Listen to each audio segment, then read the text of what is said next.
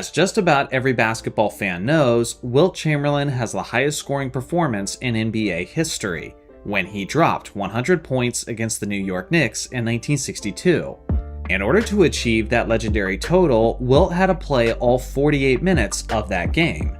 Now, some people might think that Wilt playing every minute naturally makes that performance less impressive, but I'm not sure that's the case, because the reality is just about no other player could have scored 100 points, even if you prorate their minutes to 48. For example, in the game where Kobe dropped 81 points, he still ends up well short, even if you adjust his production to per 48 minutes.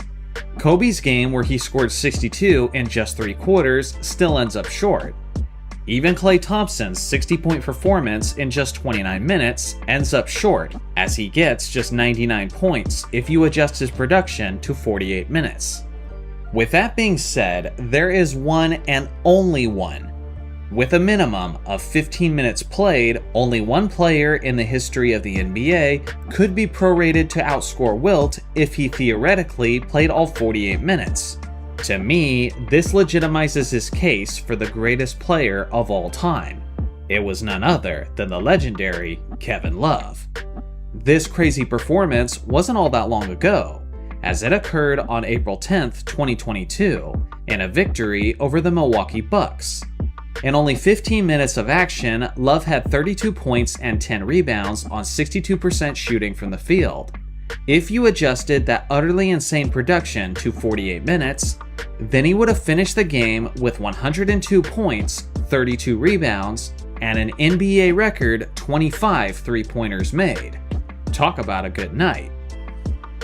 Basically everyone either remembers or is at least aware of the iconic NBA dunk contest in 2000, where Vince Carter famously put on a show with some of the most incredible dunks the competition had ever seen.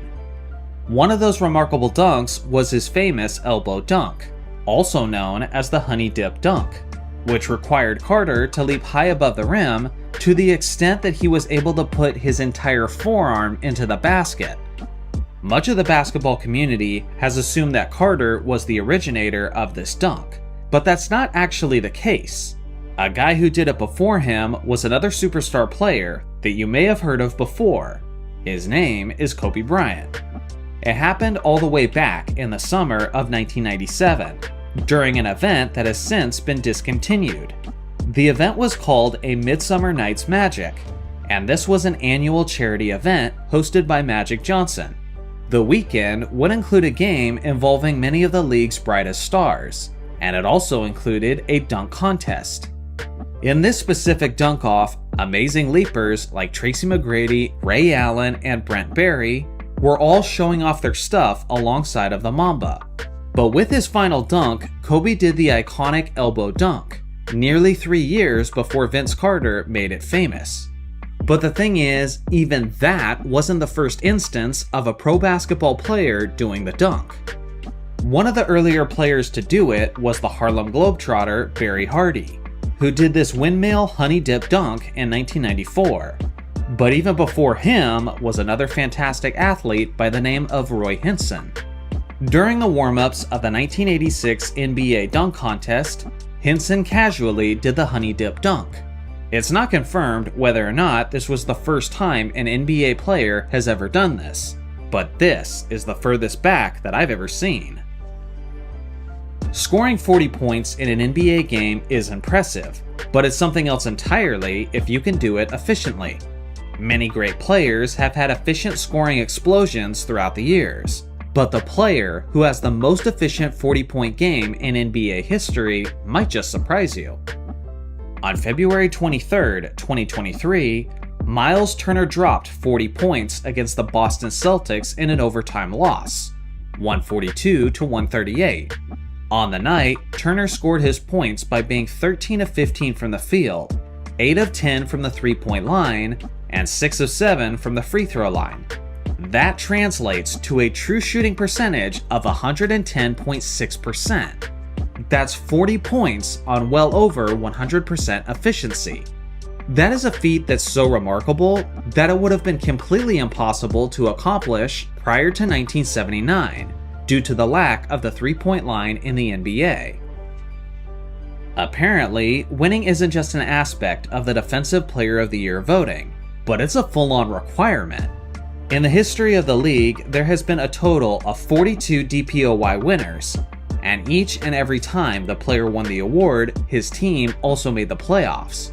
What's interesting though is that apparently this same rule doesn't apply to the league MVP award. Because back in 1976, Kareem Abdul-Jabbar of the Los Angeles Lakers actually won the award, despite the fact that his team missed the playoffs, with only a 40-42 record.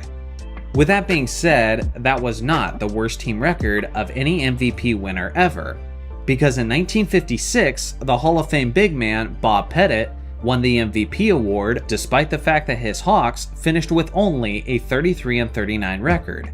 It might seem shocking that his St. Louis Hawks even made it to the playoffs with that record, but that's because 6 out of the 8 total teams in the league qualified at that time in history. Imagine having a 72-game regular season just to eliminate the 2 worst teams in the league. Imagine how embarrassing that was for those 2 teams. Michael Jordan was a great scorer, and many will argue that he's the greatest scorer in NBA history. Now there's many stats that you can use to support that claim, but this is quite possibly the most impressive one.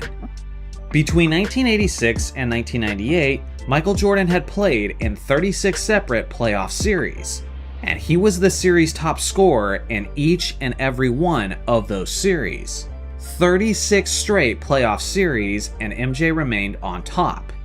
Michael Jordan was never outscored in the playoffs, with the exception of this one specific series.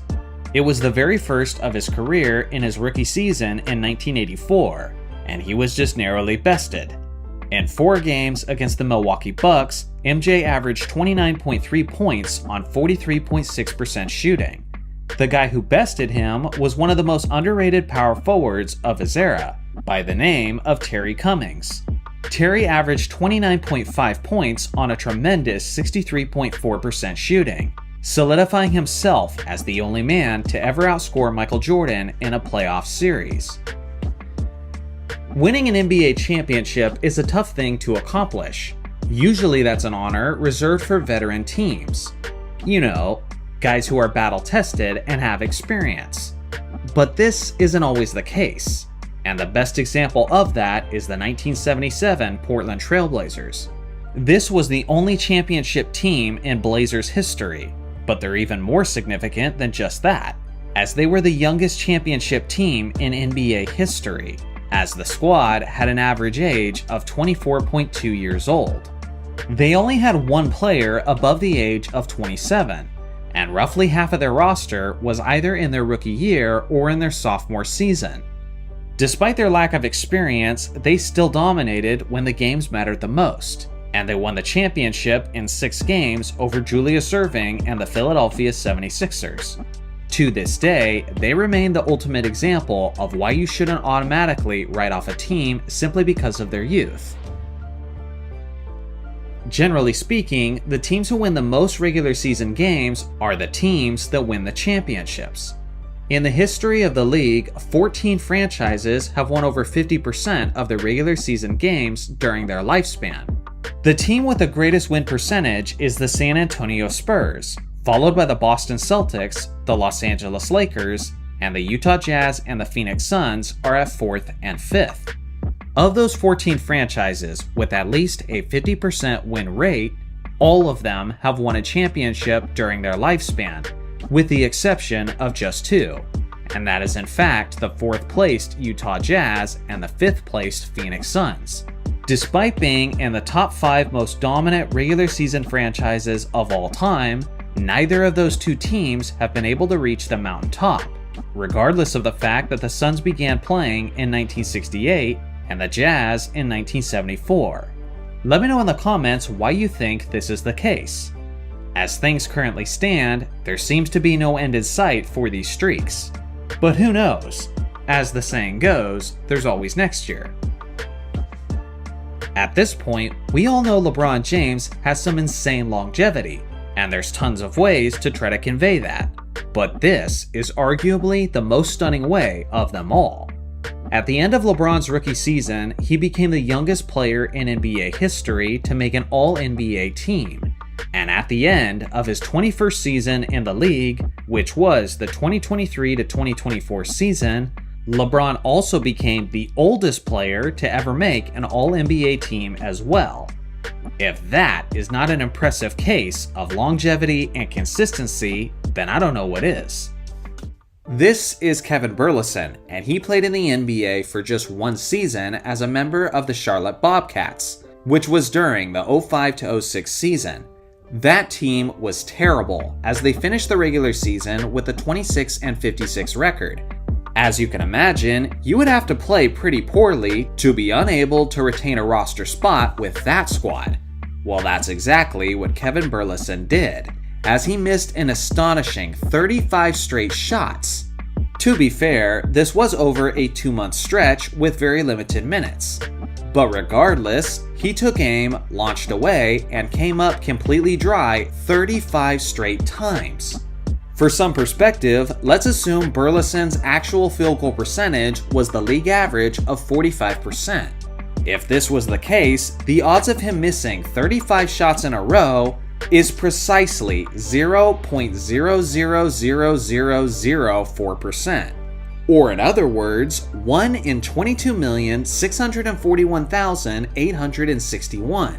This is roughly 730 times less likely than getting a royal flush in a single hand of Texas Hold'em. LeBron James consistently gets clowned on for being a bad free throw shooter. He's airballed quite a few free throws throughout his NBA career, and he is regularly shooting well below the league average efficiency from the charity stripe. But let's be honest, he's not that bad of a foul shooter. For example, a real terrible foul shooter is the Hall of Famer and NBA champion Ben Wallace. He may have been one of the greatest defensive players to ever live, but on the offensive end, Wallace couldn't make a free throw to save his life. For his career, he shot an ugly career percentage of 41.39%, which is the worst career free throw percentage in NBA history. For some perspective, LeBron James could miss his next 9,000 free throws straight, and he would still be a better career free throw shooter than Big Ben Wallace. Yeah, it's as crazy as it sounds. Think of it this way. LeBron is averaging roughly 543 free throw attempts per season.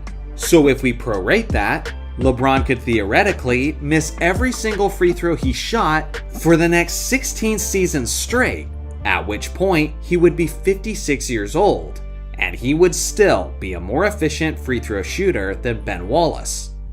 At the time of recording, Chris Paul has played for 7 different NBA teams in his career, and amazingly, he has improved the standings of every team he's ever joined. Many people already know about this famous Chris Paul stat, but what you might not realize is just how unique and special it is. There are 273 other players in NBA history who have played for at least 7 other teams. And among those players are all-time greats like Moses Malone, Dwight Howard, and Adrian Dantley. And even with that being the case, not a single one of those 273 players improved the standings of every team they played for. In a sense, Chris Paul is the ultimate journeyman, as he is the only player in NBA history to play for at least 7 teams and improve every single one of those teams. To many people, the 95-96 Chicago Bulls are the greatest NBA team of all time. That group was led by Michael Jordan, Scottie Pippen, and Dennis Rodman, and finished the regular season with a 72-10 record, which is still the greatest regular season record for a championship team. This specific season was also a special one for the team aesthetically, as it was the year that they introduced their iconic black jerseys with the pinstripes. As someone who grew up watching basketball in the 1990s, there was something really special about the Bulls' alternate black jerseys, even though they became absolute trash whenever they played in them. Yep, you heard that correctly. There must have been something about those uniforms that just didn't vibe with the team. MJ actually grew to hate those jerseys and viewed them as bad luck. because they had a terrible record in them.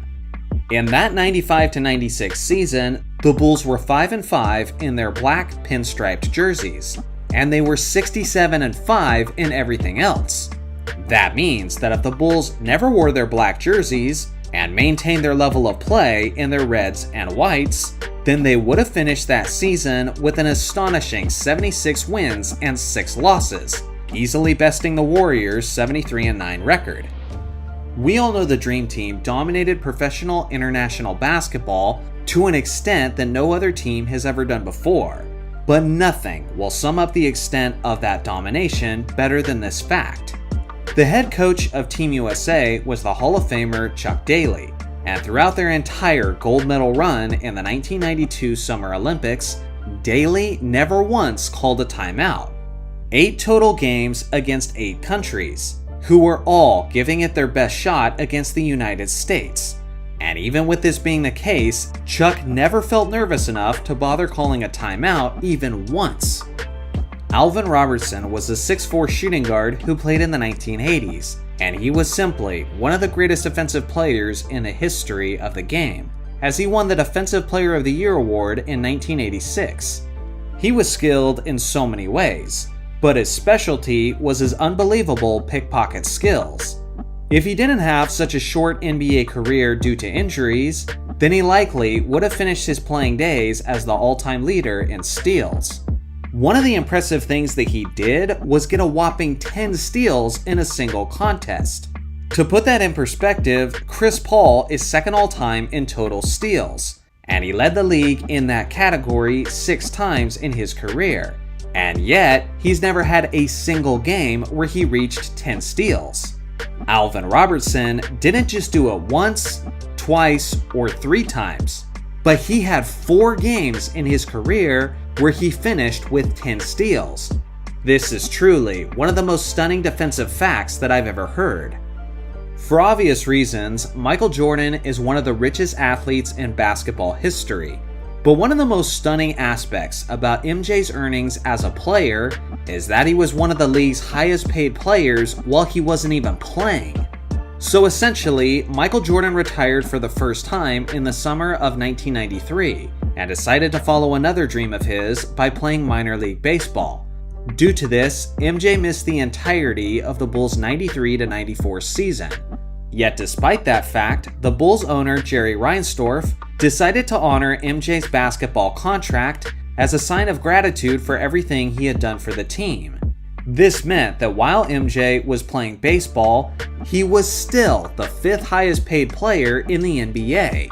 That Bulls team managed to win 55 regular season games and make it all the way to Game 7 of the Eastern Conference semifinals, while the guy who was taking the biggest chunk of their salary cap was playing another sport entirely. Whenever a star player gets traded and he makes his debut with his new team, it's always a big deal. But there's regular debuts, and then there's what happened for the NBA legend Nate Thurmond. On October 18, 1974, Nate Thurmond had his debut game with the Chicago Bulls at the age of 33. They defeated the Atlanta Hawks 120-115, and in that contest, Thurmond had 22 points, 14 rebounds, 13 assists, and 12 blocks on 67% shooting. That's right, he had a quadruple-double in his very first game with his new team, making him one of only 4 players in NBA history to ever achieve the quadruple-double. The craziest part is that this was the twilight phase of his career, but it was only the second season in league history that the NBA had officially tracked blocks and steals, which means that Nate Thurmond likely got more quadruple-doubles before this, but unfortunately they didn't count.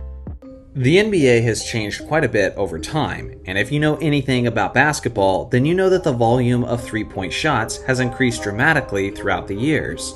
But even with that being known as common knowledge, I still don't think many basketball fans grasp just how drastic the climb has been.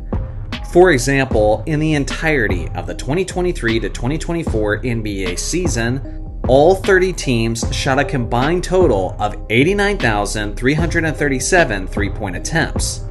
In the entirety of the 1980s decade, accounting for all 10 seasons of that era, the team shot an estimated combined total of 66,297 three-point attempts. We're comparing one modern season to the entire 1980s decade, and yet there was still more than 23,000 more three-pointers attempted in the single modern season. For some perspective, in order to close that gap, Larry Bird would have to maintain his average of three-point attempts per season and play an additional 175 seasons in the NBA. And then, the 80s would finally match the total of three-pointers attempted in one season of modern basketball. Before LeBron James became the face of longevity, that mantle belonged to Kareem Abdul-Jabbar. For many decades, Kareem was known as the NBA's all-time leading scorer. But the truth is, he probably should be known today as the game's all-time leading shot blocker as well. If you look at the NBA's all-time leaders in blocked shots, in the first spot, you'll see Hakeem Olajuwon, followed by Dikembe Mutombo, and then in third place is Kareem Abdul-Jabbar. The thing is, what many people don't realize is that in the first 4 seasons of Kareem's career, the NBA was not yet officially tracking blocks and steals, which means that the captain should actually be higher on the all-time list. That's no small detail, because the truth is, Kareem was an MVP candidate the instant he entered the NBA, as he averaged roughly 31 points and 16 rebounds per game in his first 4 seasons where blocks and steals were not yet tracked. In the 4 seasons after the NBA started tracking blocks, Kareem amassed 1,094 blocks in those years. If we applied the same numbers to the first 4 seasons before the stat became official, then Kareem would become the NBA's all-time leader in blocked shots. He would be the first player in NBA history to eclipse 4,000 blocks, and his lead over Hakeem Olajuwon would essentially be the equivalent of 2 league-leading seasons worth of blocks. This is certainly an aspect of Kareem's career that is not appreciated enough. Although, it is worth mentioning that if blocks had always been tracked since the very beginning stages of the NBA, then Wilt Chamberlain and Bill Russell would probably have something to say about the top 2 spots. When it comes to NBA stats, Basketball Reference is arguably the most trusted source on the entire web. Among the many features on their website, they have a Hall of Fame probability metric, where they calculate various stats, data, and accolades to say how likely a player is to become a Hall of Famer. Now here was my thought. How many Hall of Fame careers does LeBron James have in his one career, based on the Hall of Fame probability metric? Well, the math is actually quite complicated, and I did all of it so that you don't have to. And according to Basketball Reference, LeBron James had a Hall of Fame career in his first stint in Cleveland. He had a Hall of Fame career in his 4 years in Miami, and there is over a 40% chance that he had a Hall of Fame career in his second stint in Cleveland, and again, over a 40% chance that he's had a Hall of Fame career in Los Angeles. So again, according to Basketball Reference, there is a strong chance that LeBron James had 4 Hall of Fame careers all jammed into the legacy of one single player. If that doesn't communicate the impressive quality of LeBron's career, then absolutely nothing will. Michael Jordan has an argument for being the greatest scorer in NBA history, as he has the highest regular season scoring average of all time at 30.1 points per game. The thing is, MJ increased his level of production in the playoffs, as he had a career playoff average of 33.4. But without question, no playoff scoring stat will blow your mind more than this one. Of the 7 highest single series averages in NBA history, Michael Jordan holds 5 of those spots. What makes it even more astonishing is the fact that MJ made over 50% of his shots in each and every one of those series, including the first round against the Miami Heat in 1992, where he averaged a goofy 45 points on 61% shooting from the field. When it comes to efficient scoring explosions, there's likely no one who's ever done it better than MJ. I have been an NBA basketball fan for a very long time at this point, and throughout my years of watching the NBA, I have noticed some really weird trends.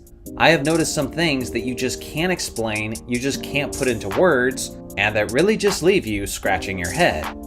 Now, this is not a complete list, but this is only a few of my choices, and this is a topic that I'm considering making into a series. So if this ends up being a video that you enjoy, please let me know in the comment section below if you'd like me to turn it into a series.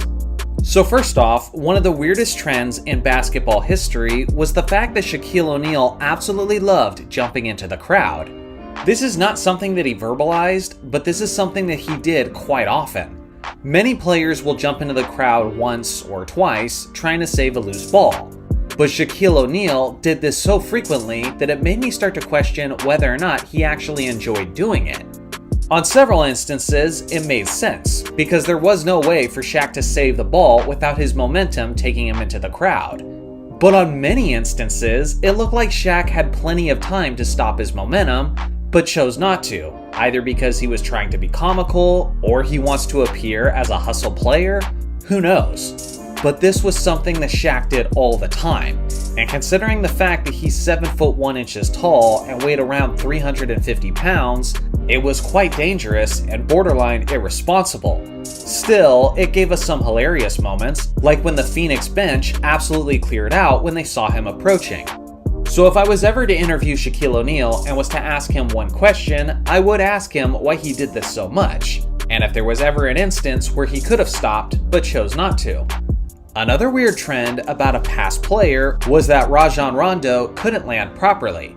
Well, he could land properly in a few instances, but very, very often he came down in an extremely ugly fashion. Sometimes he would hit his head, he would roll his ankle, or it would just look downright awkward.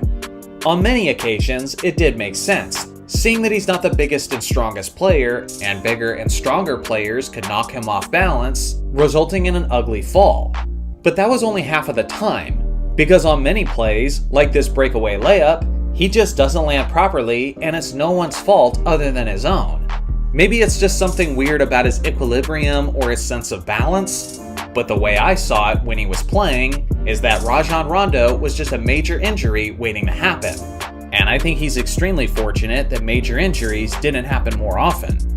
The last really odd player trend of this video was that Karl Malone didn't actually deliver on Sundays. Some of you are going to understand this reference while others might not, so let me explain. It's Game 1 of the 1997 NBA Finals. It's the Chicago Bulls versus the Utah Jazz. This is a highly anticipated matchup, and one of the big talking points heading into this series was that Karl Malone was given the regular season MVP award when it probably should have gone to Michael Jordan. Well, this game went down to the final moments, and in a one-possession game, Karl Malone is at the free throw line and proceeds to miss both clutch time free throws. Then on the other end, Michael Jordan makes the game-winning buzzer beater. Immediately, in the post-game interview, Scottie Pippen is asked about those free throws, and he said he missed them because the mailman doesn't deliver on Sundays, which was an amazing burn for Karl Malone, who is known as the mailman. The thing is, this comment from Scottie Pippen was actually way more prophetic than just about anybody realized. So to prove my point, let's look at the worst moments of Karl Malone's career, starting with a 1991 NBA All-Star Game, which was easily the biggest blunder in All-Star Game history, when he blocked his own teammate's potential game-winning shot as the game clock expired. How about the 1998 NBA Finals? It's Game 6, and Karl Malone's Jazz have a 1-point lead and the ball is in his hands. But like he's done so many times before in his career, he turns the ball over, and it goes to Michael Jordan, who ends up taking the ball and making the game-winning shot that ends up being the championship clincher. Or how about on November 3rd, 2002 against the Seattle Supersonics, when he had the worst game of his career according to the game score stat. His game score was a negative 7.8. And on the night, he had 0 points, 4 turnovers, and was 0 of 7 from the field. Again, it's insane just how prophetic these statements were from Scottie, because all 4 of these worst nights of Karl Malone's career each took place on a Sunday. Beyond that, take a look at his career stats on Sundays compared to every other day of the week, as he averaged less points, less rebounds, and less assists. Clearly, there's 3 things you can always count on in life: death, taxes, and the mailman not delivering on Sundays. In 1974, the Los Angeles Lakers were a playoff-bound team who did a lot of things well. With that being said, this group was known to make a lot of mistakes on a nightly basis, as they led that season in turnovers per game. No night was more sloppy than on February 15, 1974, in a regular season matchup against the Seattle Supersonics. On this night, the Lakers turned the ball over a whopping 43 times, which is actually the second most in a game in NBA history. Now here's the crazy part.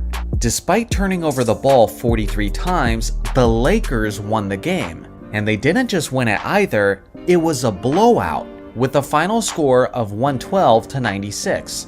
The main reasons the Lakers were able to win this game is because they were way more efficient from the field than the Sonics, and they dominated the boards, significantly out-rebounding Seattle throughout the game.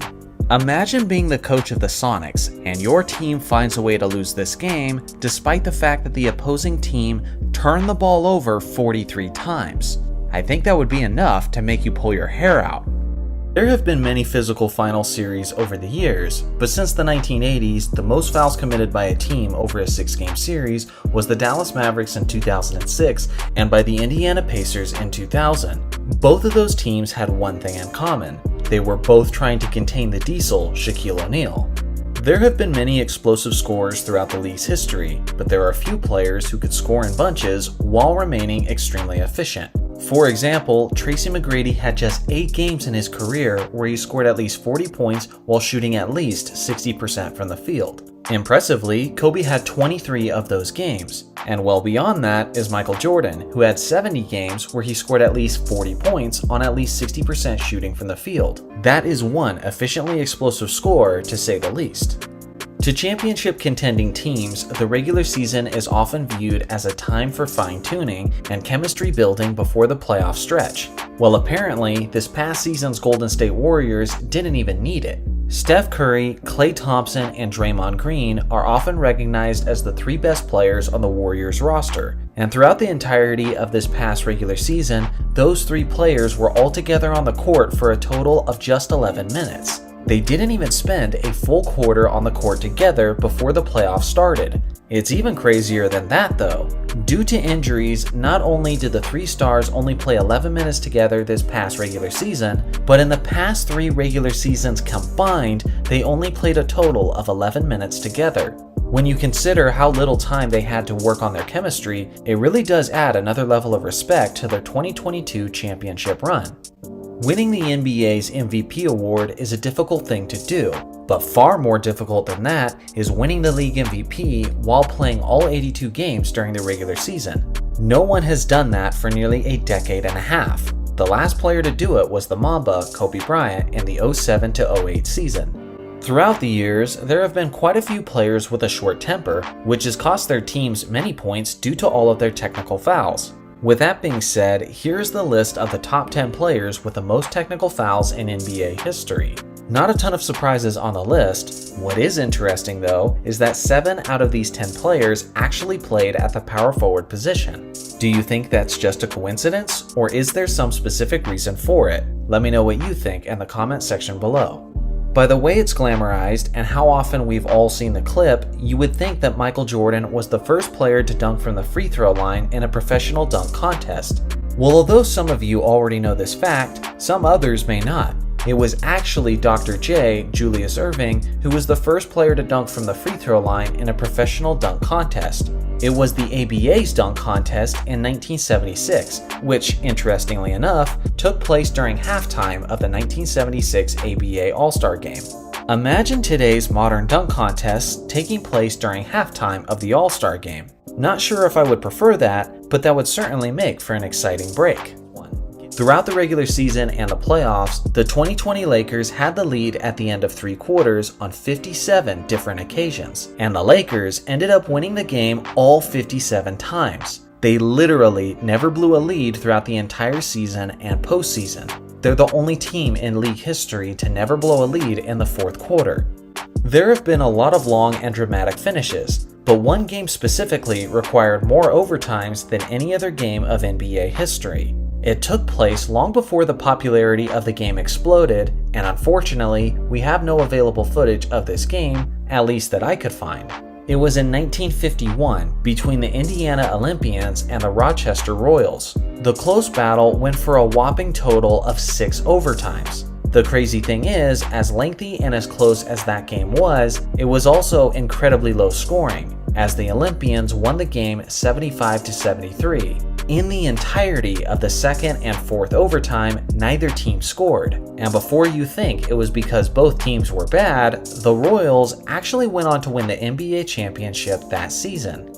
Being a dominant offensive player is hard to do, and so is being dominant defensively. But being dominant on both ends of the court simultaneously is especially difficult. In the last 15 years, no player has averaged at least 30 points per game while making the NBA's first team all-defense. The last player to do that was the dynamic two-way player Kobe Bryant in 2007. The player who most recently did it before that was again Kobe Bryant in 2006, and before that, Kobe Bryant in 2003.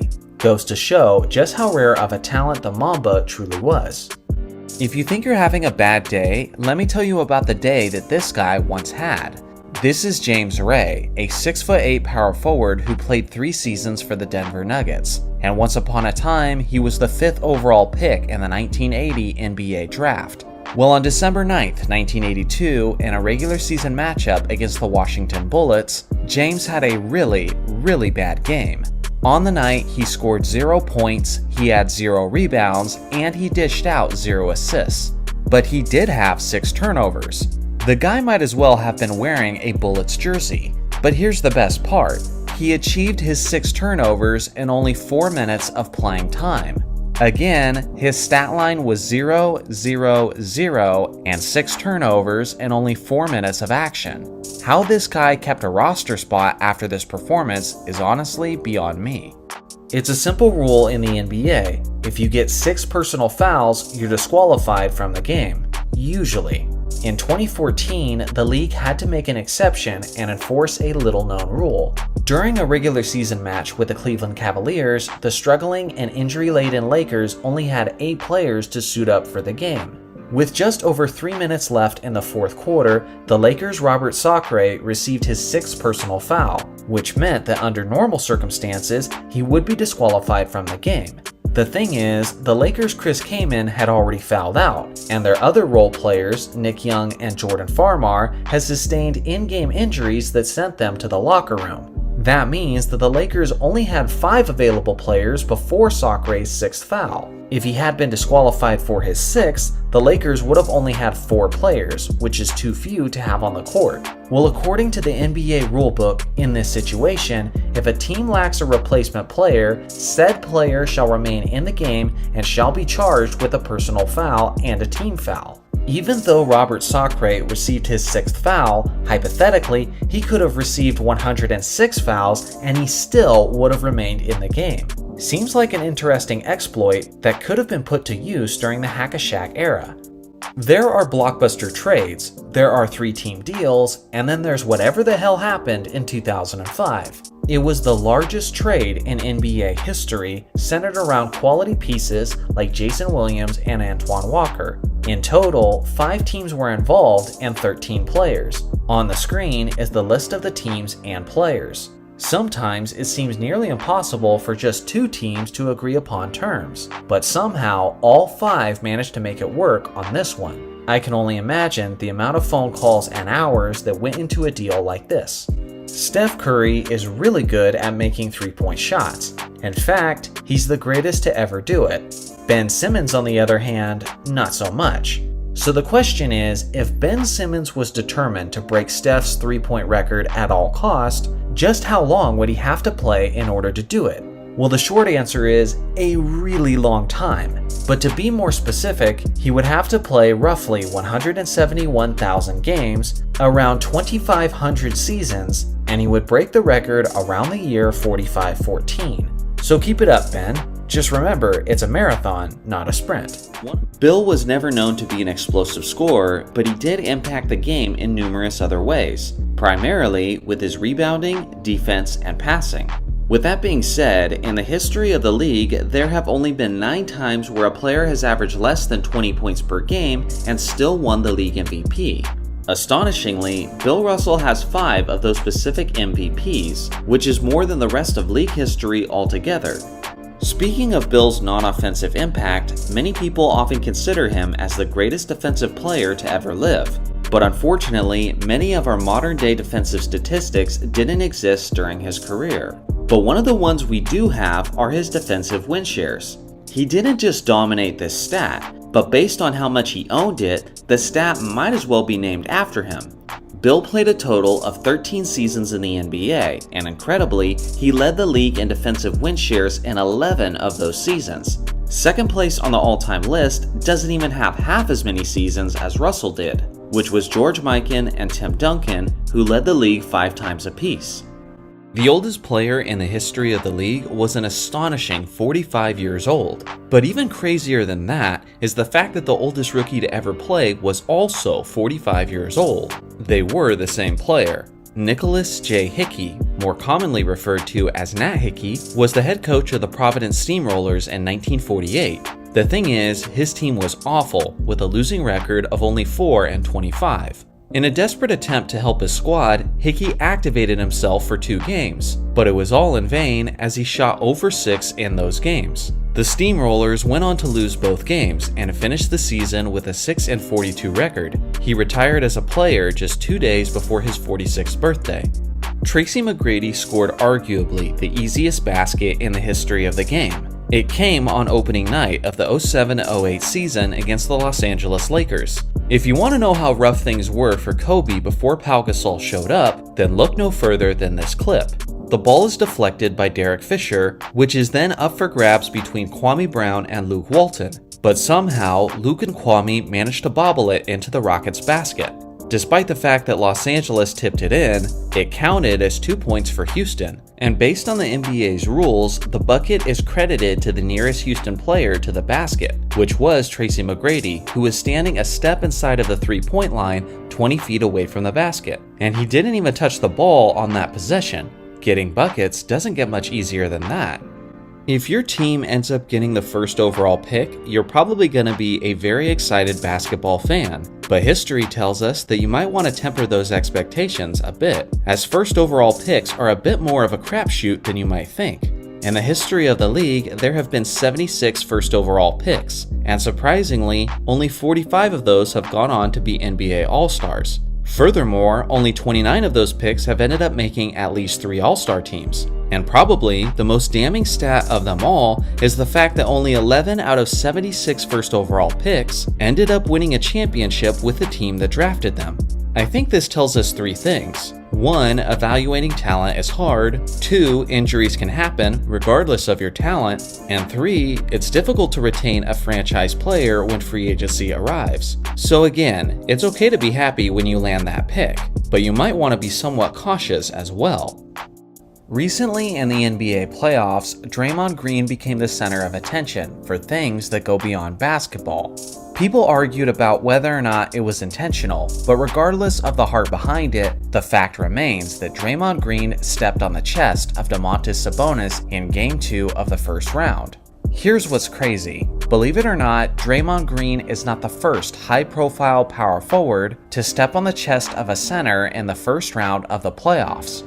Charles Barkley actually did it first, which was in the first round of the 1993 playoffs against the Lakers. Admittedly, Draymond's was more of a stomp, while Barkley's was more of a love tap.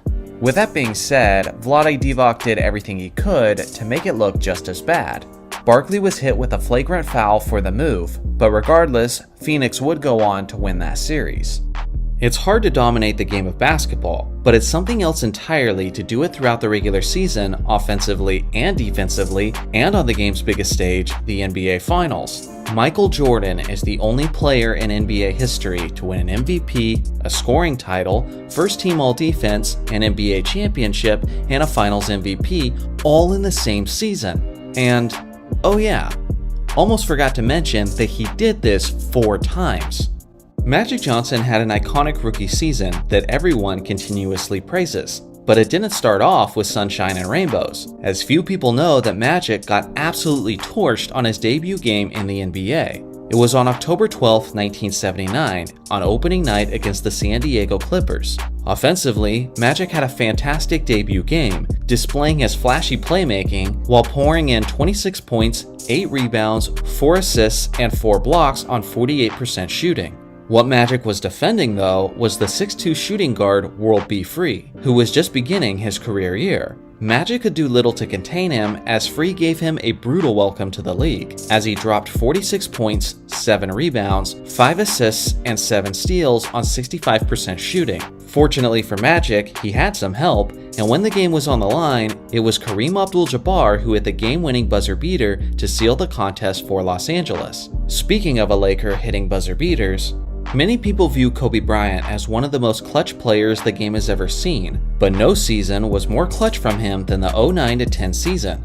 The Mamba was on a mission to repeat as champion, and throughout the course of the regular season, he hit a total of 7 game-winning shots. Thanks to his efforts, the Lakers finished with the first seed in the Western Conference, which gave them home court advantage throughout the West. But if Kobe had missed those same 7 shots, the Lakers would have instead finished as the 8th seed in the Western Conference. If that's not a clutch contribution for your team, then I don't know what is. Kevin Durant is the greatest horse player in the history of the NBA. Well, at the very least, he's won the competition more than anyone else. Some of you may have not known that this was actually a thing, but the NBA officially held 4 different horse competitions throughout their history. One in 1978, in 2009 and 2010, and then again in 2020. Paul Westphal was the competition's first winner, defeating the likes of Pistol Pete Maravich, Kevin Greavy, and Maurice Lucas. KD won in 2009, defeating OJ Mayo and ISO Joe Johnson. In 2010, he repeated, beating Rajon Rondo and Omri Caspi. And finally, in 2020, Mike Conley won. I always thought it was a fun competition, but it may seem a bit boring to the casual fan. Do you guys think this competition should make a return? Let me know in the comments below. Reggie Miller and Kobe Bryant had a lot of battles, most famously in the 2000 NBA Finals. But did you know that they got into not just a battle, but an actual fight? It took place on March 1st, 2002. Remember the Zion Williamson dunk that had everyone up in their feelings? Well, there's been numerous examples of opposing players getting upset because the winning team was running up the score. That's essentially what happened here between Kobe and Reggie, as the Mamba launched this 3-pointer as the shot clock was expiring. Reggie obviously didn't like this and had some choice words for Bryant, and before you know it, the two were tackling each other over the scorer's table. It took a while to get it all broken up. When you look at the replay, you can see that Miller said something that Kobe just couldn't forgive, as it was the Lakers star who threw the first punch. Both players ended up receiving a 2-game suspension. What's kind of interesting is that Reggie is probably the only player who can claim that he got into a fight with both Michael Jordan and Kobe Bryant. In terms of physicality, the league isn't what it used to be. The NBA presented a much more violent product back in the 1980s, and for the most part, that was a pretty widely accepted fact by both the league office and by the referees. Nothing really proves that point better than this fact. Bill Laimbeer is recognized by many people, including yours truly, as the dirtiest player in NBA history, as he was easily the most violent and physically assertive player on the notorious Bad Boy Pistons. He was constantly sneaking in cheap shots, hitting players excessively hard, and often appeared as if he was trying to outright hurt the opposing player. But here's the details that sum up how different the league was in the 80s. Despite egregiously dirty plays like this, and this, among numerous others, Laimbeer was never suspended and actually managed to get the 5th longest streak of games played in league history, with a total of 685. All this dirtiness and absurdity, yet no suspensions. Finally, that streak ended as the league decided to suspend him for just 1 game when he got into this fight and punched Cleveland's Brad Daugherty in the face. This whole thing makes you wonder just how much Laimbeer would be getting suspended if he played in the modern NBA.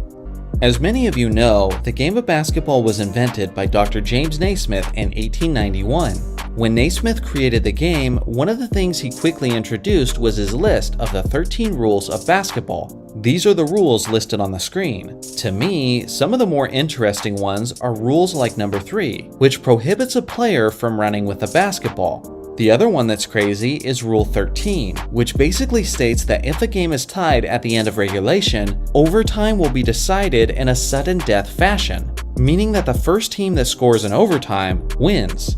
Obviously, that model was not sustainable, and the game has come a long way since then.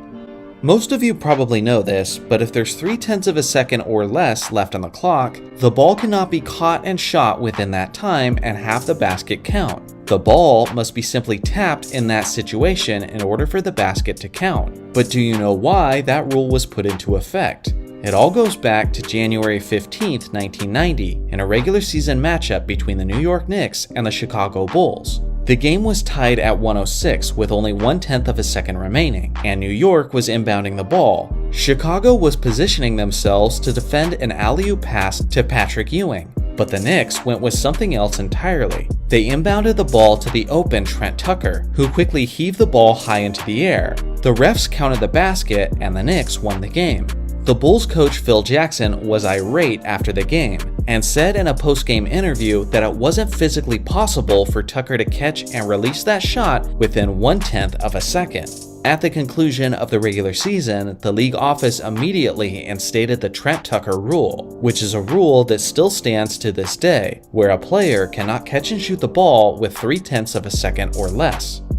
Flopping in the game of basketball is more common than ever before, but with that being said, the art of flopping goes as far back as the 1960s. Former Boston Celtic and 7-time champion Frank Ramsey made it a regular part of his game. It was something he personally admitted to as he spoke about his flopping tendencies from an article in Sports Illustrated that was published in 1963. Not only was Ramsey referred to as the master of deception, but he talked about how he was often booed and heckled by fans for his obvious acting. Given the fact that Ramsey wasn't really a superstar, and given the fact that he played basketball in the 1960s, unfortunately, there is very little footage available displaying his flopping tendencies. Although it would be nearly impossible to claim that he was the first ever player to attempt the flop, it's certainly a fact to claim that Ramsey was one of the earliest floppers of basketball history. Kobe Bryant is one of the most explosive scorers that the game has ever seen, as he could pour in a tremendous amount of points in a short period of time. No fact may better prove that point than this one. Up until recently, Kareem Abdul-Jabbar was the NBA's all-time leading scorer, with close to 40,000 points. His career high happened in 1971 when he exploded on the Boston Celtics for 55 points. As impressive as that is, the Mamba scored 55 points in a single half, which he did in the 81-point game against Toronto in 2006. As we all know, the NBA All-Star Game has become an obnoxiously high-scoring affair, but it hasn't always been that way. There have been 148 All-Star teams throughout the history of the NBA, and in only 11 of those instances did a team fail to score at least 100 points. But it is worth mentioning that since 1974, every single All-Star team has scored over 100 points. The lowest scoring NBA All-Star game was in 1953, with a final score of the West 79, the East 75. George Mikan was the game's MVP, but even he didn't have a pretty performance. Both teams shot below 40% from the field, the West 35.4% and the East 37.9%. Now, would you rather have an All-Star game where each team scored around 75 points, or where each team scored nearly 200 points? Let me know below. There have been many instances in NBA history where one conference was much stronger and much more stacked than the other. One of those instances was in the era of the late 2000s, where the West far outweighed the East. In the history of the NBA, only 2 teams have finished as an 8th seed and won at least 50 games. They were the 07-08 Denver Nuggets and the 09-10 Oklahoma City Thunder. Despite being stronger than your typical 8th-seeded teams, both of those squads were eliminated by Kobe Bryant and the Los Angeles Lakers. Speaking of which, there's strong competition, and then there's what these teams had to go against. Only 3 teams in NBA history have eliminated 4 50-win teams in one postseason run. The Houston Rockets did it in 1995, then the Lakers did it in 2001, and then the Lakers did it again in 2010. As far as players go, Kobe Bryant, Derek Fisher, and Robert Horry are the only ones who have accomplished this feat twice. Draymond Green is known for his fierce defense and for being an integral part of the Golden State Warriors dynasty, but unfortunately, he's also known for his antics on and off the court. Draymond is extremely close to being in the top 10 list for the most technical fouls in NBA history, as he currently sits at a total of 163. He started accumulating those T's immediately, and I mean immediately, in his basketball career. His first NBA basket came on November 14, 2012, against the Atlanta Hawks. Draymond buried an open 3 and immediately started taunting Zaza Pachulia, who began defending late.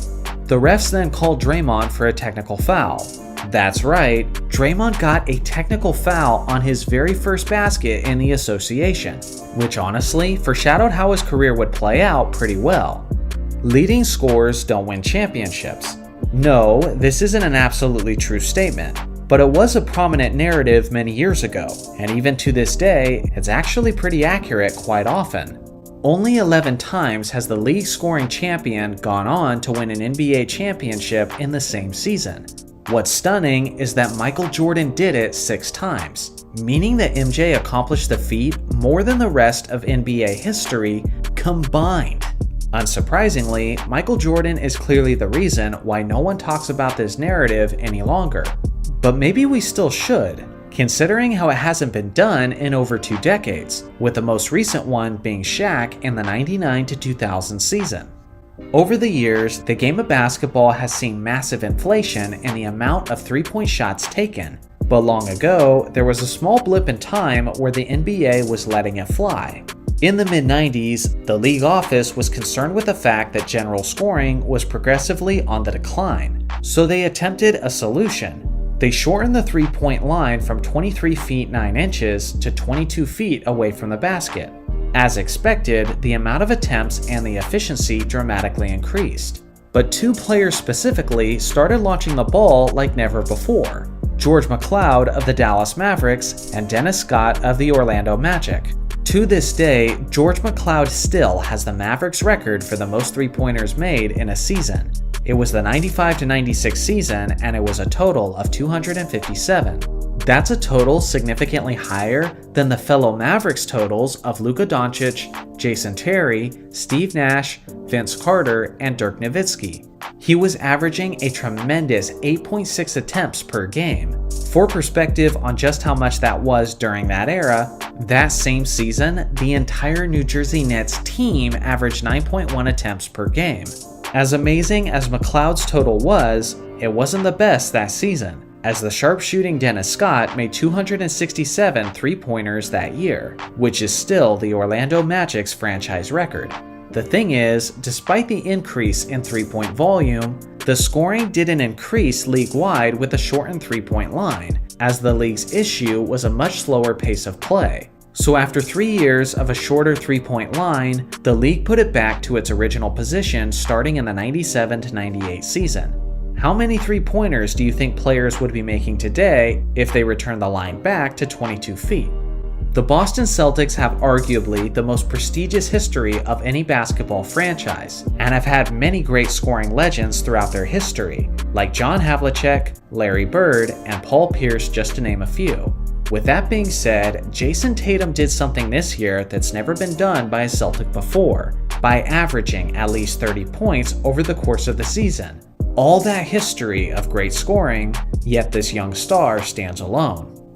There have been many great teams throughout the rich history of basketball, but 2 teams won more games than anyone else: the 95 to 96 72-10 Chicago Bulls and the 15 to 16 73-9 Golden State Warriors. Only one player in NBA history played against both of those teams, and it was the all-time great power forward Kevin Garnett. In each of those cases, Garnett was a member of the Minnesota Timberwolves, and what will come as a surprise to absolutely no one, Garnett went 0-3 against those teams. There have been many great rim protectors in postseason history, and then, on a level of his own, there was Dikembe Mutombo in the 1994 playoffs. As a member of the Denver Nuggets, Mutombo was experiencing the prime of his career and was destroying records along the way. In the first round of the playoffs, his 8th-seeded Nuggets were taking on the dominant and highly favored first-seeded Supersonics. In a best-of-5 series, after falling to a 2-0 deficit, Mutombo helped lead his Nuggets back to win the next 3 games straight, to ultimately defeat the Supersonics and achieve one of the greatest upsets of basketball history. Over the course of that series, Mutombo averaged an insane 6.2 blocks per game, which is the highest average for a playoff series that the league has ever seen.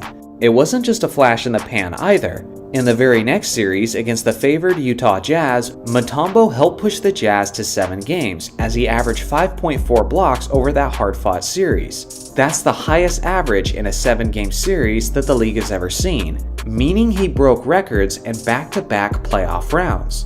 Not only that, but in both of those playoff series, Mutombo averaged more blocks than the entire opposing team combined. To simply say that he was an all-time great defensive anchor would be selling him tremendously short. The 2021-22 Lakers had a disappointing season to say the least, but beyond that, believe it or not, there's actually facts that at least present a case of how this team is the most disappointing team of all time. According to the preseason odds, the Lakers were projected to win 52.5 games over the course of the regular season. At the time I'm writing this script, it is impossible for Los Angeles to finish with more than 33 wins. Regardless of the exact number of wins, they'll have the greatest deficit from the preseason odds that the league has ever seen. As I've mentioned in past videos, I expected this team to be disappointing, but not this disappointing. Speaking of the terrible 2022 Lakers, at the time I'm writing this, they just recently wrapped up an 8-game losing streak. They were dangerously close to setting a new record for the worst losing streak in franchise history. The current record is a pair of 10-game losing streaks. The first came from the 93-94 Lakers, whose best player was arguably Vlade Divac. The other was in the 15-16 season, which was Kobe's farewell year, which was pretty brutal up until the final game of that regular season. The thing that's most stunning about that 2022 Lakers team is that they're easily more talented on paper than the other 2 Lakers squads. When it comes to the Defensive Player of the Year award, there have been many snubs and near misses throughout the years. For example, Tim Duncan and Scottie Pippen are widely recognized as 2 of the greatest defenders to ever live, yet neither of them ever won a single Defensive Player of the Year award. But with that being said, there may have been no one who was closer to winning the award than the Spurs defender Bruce Bowen. In 3 years straight, from 2005 to 2007, Bruce Bowen was the runner-up for the Defensive Player of the Year award. Furthermore, in 5 straight years, from 2004 to 2008, Bowen finished as a top 4 player in the Defensive Player of the Year race. Maybe the craziest fact is that in the entirety of the 2000s, no player other than Ben Wallace got more Defensive Player of the Year votes than Bruce Bowen. Not Kevin Garnett, Tim Duncan, Shaq, Metta World Peace, or Marcus Camby. Bowen got more votes than all of them. I wouldn't be surprised if somewhere in a parallel universe, Scottie Pippen was a Seattle Supersonic. Why do I say this? It's because of the fact that Scottie nearly put on a Seattle jersey not once, but twice. The first instance was on his draft day when he was selected with the 5th overall pick by the Sonics before the Chicago Bulls acquired him in a trade for Olden Polynice. The second instance isn't as widely known, but it came in 1994, when Pippen was in the middle of drama with the Bulls front office. The near deal to the Sonics was a trade for the dynamic Shawn Kemp. Of course, a Michael Jordan and Shawn Kemp tandem is interesting to think about, but also a pairing of Gary Payton and Scottie Pippen may have given Seattle the greatest perimeter defense in NBA history. Back in the 90s, Grant Hill was truly on his way to becoming an all-time great, before his ankle injuries began to derail his career. He was athletically gifted and had skills that had an impact on numerous aspects of the game. After his first 6 seasons in the NBA, he had accumulated a total of 9,393 points, 3,417 rebounds, and 2,720 assists. In the history of the league, only 3 players have eclipsed those numbers in their first 6 seasons, and they were Oscar Robertson, Larry Bird, and LeBron James. If that doesn't give you an idea of the potential we saw in Hill back in the 90s, then probably nothing will. Back in the 80s, one of the greatest forces around the rim was a man by the name of Darryl Dawkins. He had one of the best nicknames in basketball, as the man was frequently referred to as Chocolate Thunder. The nickname was extremely fitting, considering how Dawkins was known for his thunderous slams, and had shattered the backboard on multiple occasions. One of the things that people rarely know about Dawkins, though, is that he played a very physical style of basketball and had a tendency to get into foul trouble. This wasn't just a minor issue, but in reality, he was one of the most foul-happy players in NBA history.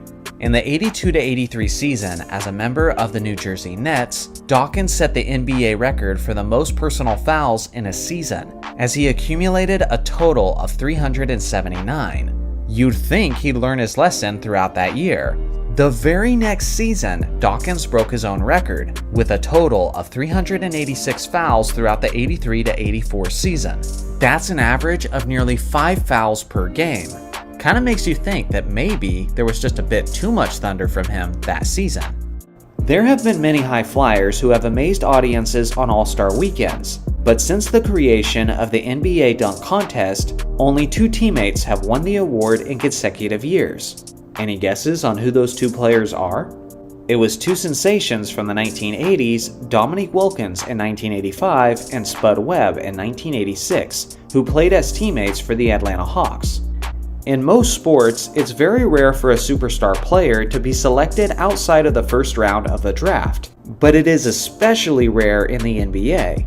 Case in point, only 2 second-round picks have ever gone to win the MVP award, and that was Willis Reed in 1970 and Nikola Jokic in 2021. Assuming the Joker actually wins his second MVP this season, he'll become the first second-round player to win multiple MVP awards. Last year, Giannis, also known as the Greek Freak, had one of the all-time great NBA Finals series, as he dominated on the court in numerous ways. One of those aspects was his elite scoring, as he had 3 separate performances in the NBA Finals where he scored at least 40 points. To give you some perspective on just how rare and impressive that is, consider this. Giannis now has as many 40-point games in the NBA Finals as Larry Bird, Kevin Durant, and Kobe Bryant do combined. Turning the ball over is a part of the game, and in many instances, it's the greatest facilitators who actually average the most turnovers, because they're the players who take the greatest risks while running the offense. With that being said, there are a few exceptions, and the biggest one is DeMarcus Cousins. He's famous for getting a lot of technical fouls, but that's not the only way he's been known to hurt his team. Among centers, DeMarcus Cousins has the highest career turnovers per game average in NBA history at 3.3. Despite not being the floor general, he still has a higher career turnover per game average than risky passers like Steve Nash and Jason Kidd. Michael Jordan famously set the NBA Finals record for the most three-pointers made in a game when he hit a total of 6 against the Blazers in 1992, which was followed up with his iconic shrug. Obviously, with the inflation of the three-point shot, the record has been broken numerous times since then. But what many of you may have not known is that this performance isn't even the Bulls franchise record for the most three-pointers made in an NBA Finals game. That was actually eclipsed just several years later by his longtime teammate Scottie Pippen. This performance from Scottie is massively overlooked, probably because it was Scottie instead of Michael, but also because it was one of the Bulls' 2 losing efforts in those finals, which certainly limits its ability to be positively remembered. Regardless, it's worth recognizing one of the few records that Scottie has over Michael. Speaking of Michael Jordan and the NBA Finals, MJ is often praised for his undefeated 6-0 record in the NBA Finals. But believe it or not, that's actually not the greatest undefeated Finals record in NBA history. That feat is actually held by a pair of Celtics legends, and no, neither of them are Bill Russell. The greatest undefeated Finals record is held by Tom Sanders and John Havlicek with a perfect 8-0 record. In the case of Sanders, he was a quality role-playing forward, who was in the right place at the right time. while Havlicek was a legitimate superstar who was truly one of the more underappreciated legends of basketball lore. And honestly, he probably would have taken a couple finals MVPs from Bill Russell if they had existed throughout his career. Bruce Bowen was a solid role player for the San Antonio Spurs dynasty and was most famously known for his elite perimeter defense. But along with that, he had some other unique and, dare I say, perplexing qualities. For example, his 02-03 season, where he played all 82 games and where his Spurs eventually went on to win the NBA championship. During that regular season, Bowen was the most efficient three-point shooter in the entire league, hitting a remarkable 44.1% from three-point distance. Yet somehow, simultaneously, he was also the worst free throw shooter in the entire league, shooting a pathetic 40.4% from the charity stripe. That's right, Bowen was the best in the game from 20 plus feet out, yet was the worst from 15 feet away while being unguarded. Go figure. When it comes to the greatest facilitators of all time, there was arguably no one better than Magic Johnson and John Stockton, who stand at the number 1 and number 2 spot for the most 20-plus assist games in NBA history.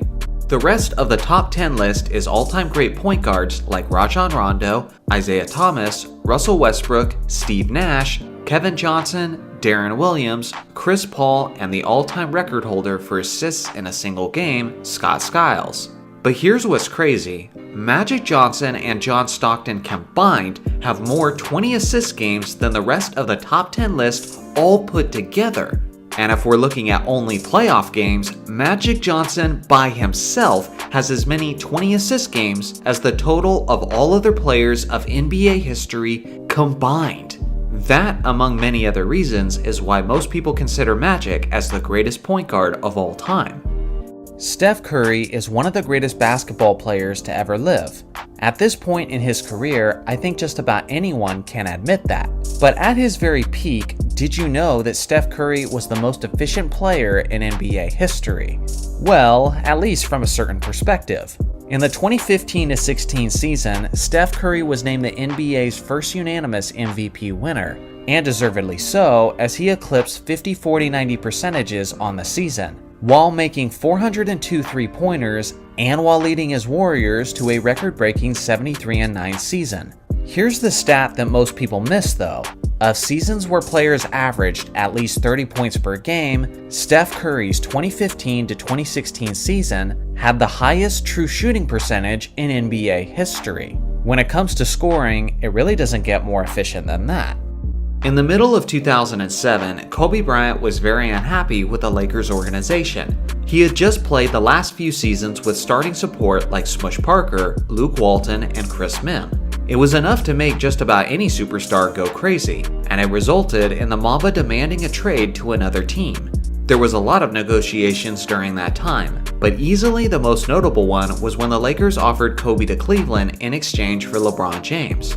The Cavaliers quickly said no to that offer, but then said that they would give a package containing anyone else on the team in exchange for Kobe. The Lakers then said no to that counter offer. Whether it was Kobe Bryant and LeBron James switching teams, or Kobe and LeBron lining up as teammates in Cleveland, it's pretty crazy to think about the impact this could have had on basketball history. Although, before you dream too much about a super team pairing of LeBron and Kobe in Cleveland, Kobe did later state in an interview that he would have used his no-trade clause to veto a move to Cleveland. Apparently, even the proposal of having LeBron James as a teammate in place of Luke Walton wasn't enough to appeal the Mamba to live in Cleveland. Michael Jordan and the Bulls dominated the 90s, we all know this. But overall, Michael Jordan has an equal or winning record against every other MVP player of the 1990s, with the exception of one. Hakeem the Dream Olajuwon. In Jordan's total of 23 games against Olajuwon, Michael Jordan's team won 10 times, and Olajuwon's team won 13 times. This is an interesting fact that only adds to the what-if debate. If Jordan never retired to play baseball and instead the Rockets and Bulls met in the 1994 NBA Finals, let me know in the comments section which team you think would have won in that hypothetical matchup. PER stands for Player Efficiency Rating. It's an advanced stat that's intended to factor in just about every value on the court in order to give a player a grade of his overall value. Some people like this stat, while others think it underemphasizes or overemphasizes certain aspects. With that being said, most players on the NBA's recent 75 Greatest Players list had a very high player efficiency rating. Of inactive NBA players, a man named Neil Johnston has the highest career PER of anyone who didn't make the 75 Greatest list. Not only that, but among all players, Johnston has the 11th highest player efficiency rating of all time, at 24.7 over the course of his career. That's an even higher career rating than guys like Larry Bird, Magic Johnson, Kobe Bryant, Kareem, and Tim Duncan. He's a 6'8" center who won the NBA championship in 1956. He was also a 6-time All-Star, a 3-time scoring champion, the 1955 rebounding champion, and he led the league in field goal percentage 3 times. With a resume like this, it's quite surprising that he didn't make it into the top 75. Many players have won the league MVP throughout the years, but one man was so impactful all around the court that he was able to win the award while averaging only 13.8 points per game, securing the title as the lowest scoring MVP of all time. Any guesses on who this MVP was?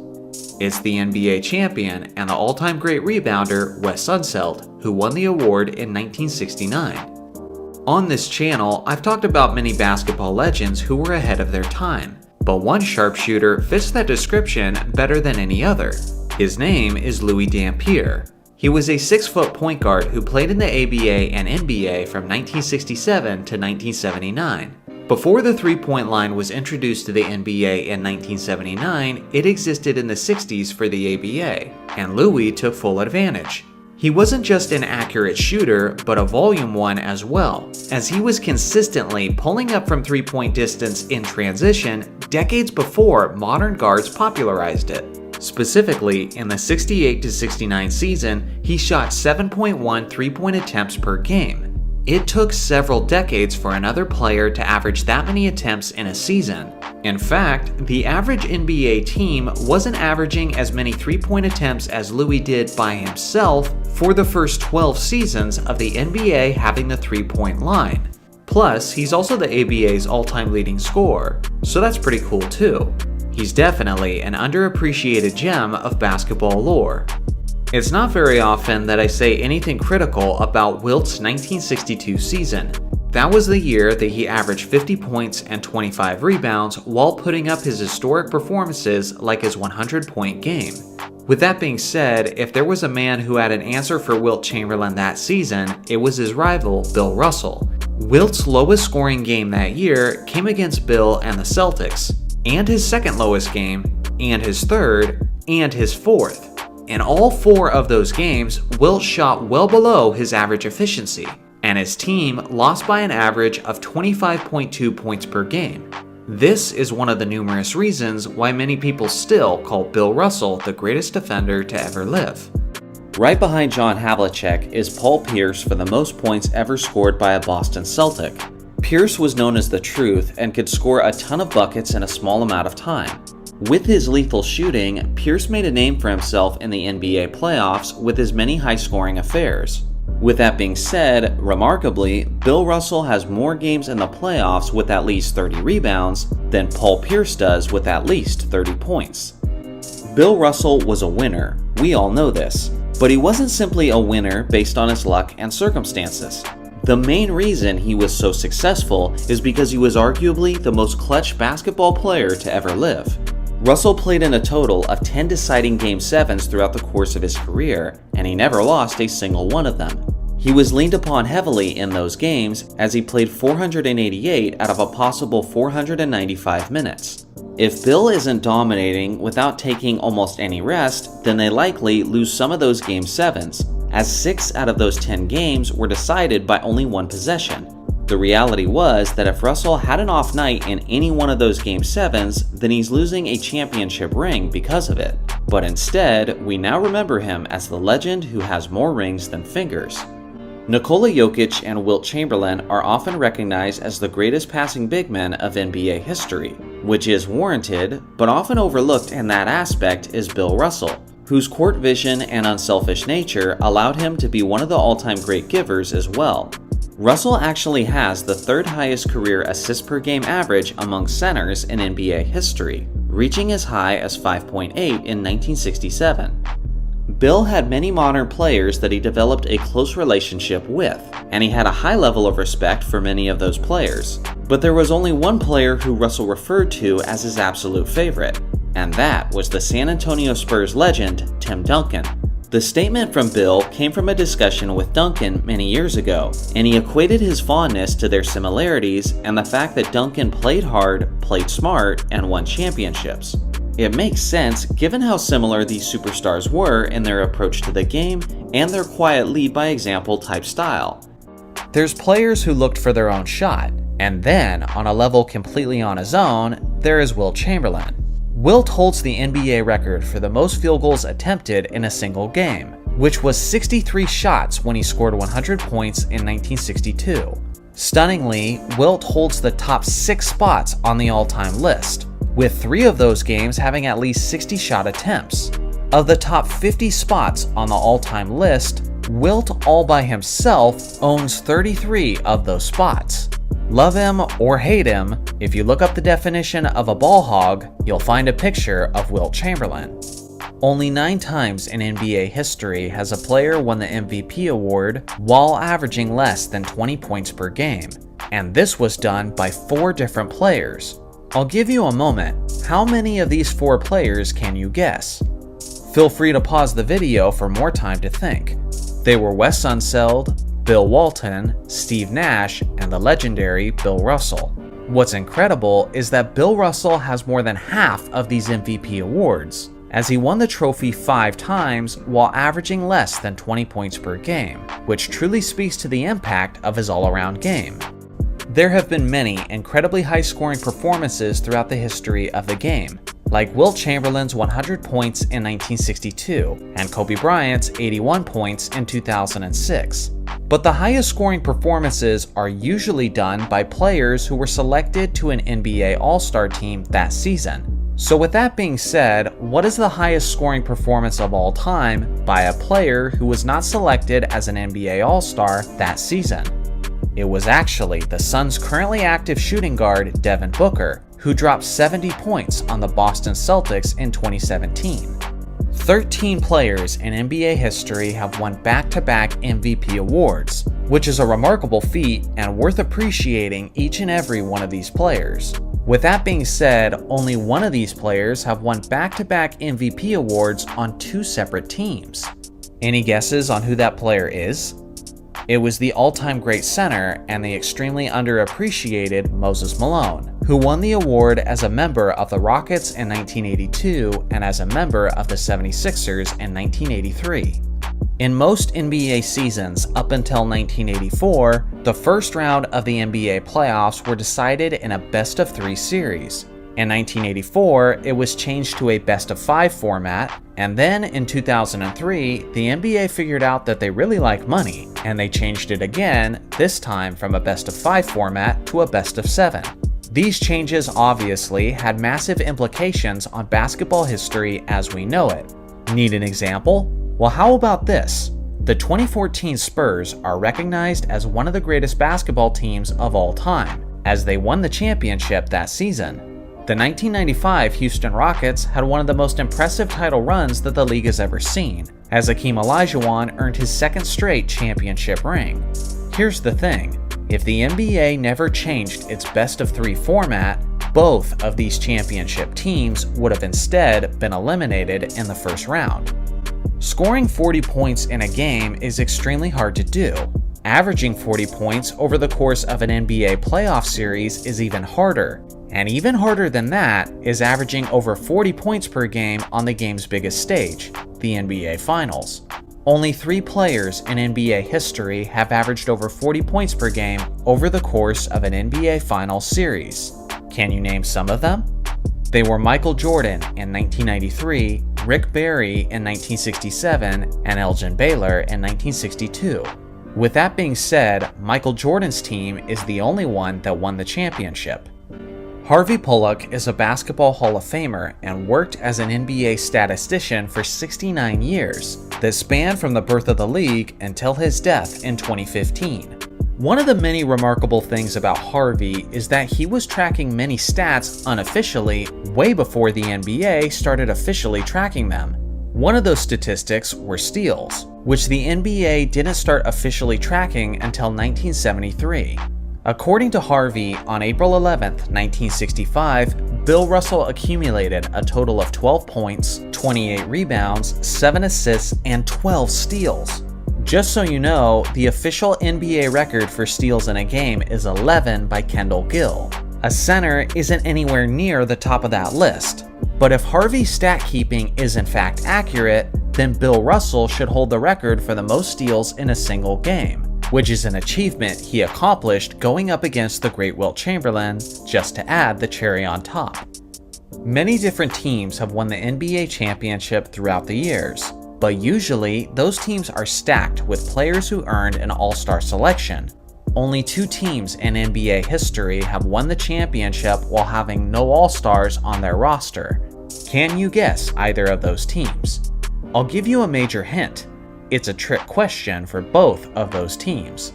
The 2 championship teams with no all-stars are the 1949 to 1950 Lakers, due to the fact that the NBA All-Star Game wasn't a thing until 1951, and the other team was the 98 to 99 San Antonio Spurs, which was due to the fact that there was no All-Star Game that season because of the lockout. Therefore, none of the players in the league were technically all-stars that season. I think the lesson here is, if your team consists of only role players, it's basically impossible for you to win the championship.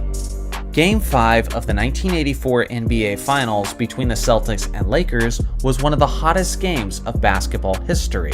And when I say hot, I'm not talking about the quality of basketball on the court. No, I'm saying that it was literally super freaking hot in that building. It was in the middle of a Boston summer, and the Boston Garden air conditioning system wasn't working, which resulted in the building reaching 97 degrees, which is 36.1 Celsius. Due to this game is famously referred to as the Heat game. Players were exhausted all over the court, and an aging Kareem Abdul-Jabbar had to be given an oxygen tank. NBA referee Hugh Evans actually passed out in the first half and had to be replaced with a backup referee. As grueling as it was, both teams managed to get through it, as the Celtics ultimately won the game 121 to 103. Many players have had epic scoring performances throughout the years, but usually those players aren't disqualified from the game with time left on the clock. The highest scoring performance in NBA history where the player fouled out was by Pistol Pete Maravich when he dropped a monstrous 68 points on 60% shooting against the New York Knicks in 1977. He actually received his last foul with only moments left in the fourth quarter, as he charged through another player while attempting to score his 70th point. Second on the list of the highest scoring games while fouling out was Kobe with 58 in 2006, and DeMarcus Cousins with 56 in 2016. The late great Paul Westphal was an NBA Hall of Fame basketball player, but he was also a damn good head coach. Westphal was the head coach of the title-contending Phoenix Suns in 1993, who were led by the league MVP Charles Barkley.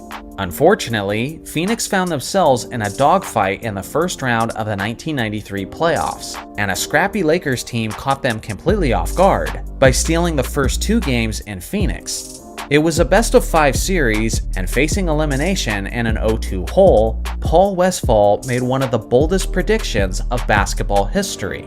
Take a listen. We're down 0-2, and I know the next question is, are you guys dead? No, we're going to win the series. We're going to win one Tuesday, and the next game's Thursday. We'll win there, then we'll come back and we'll win the series on Sunday. And everybody will say what a great series it was.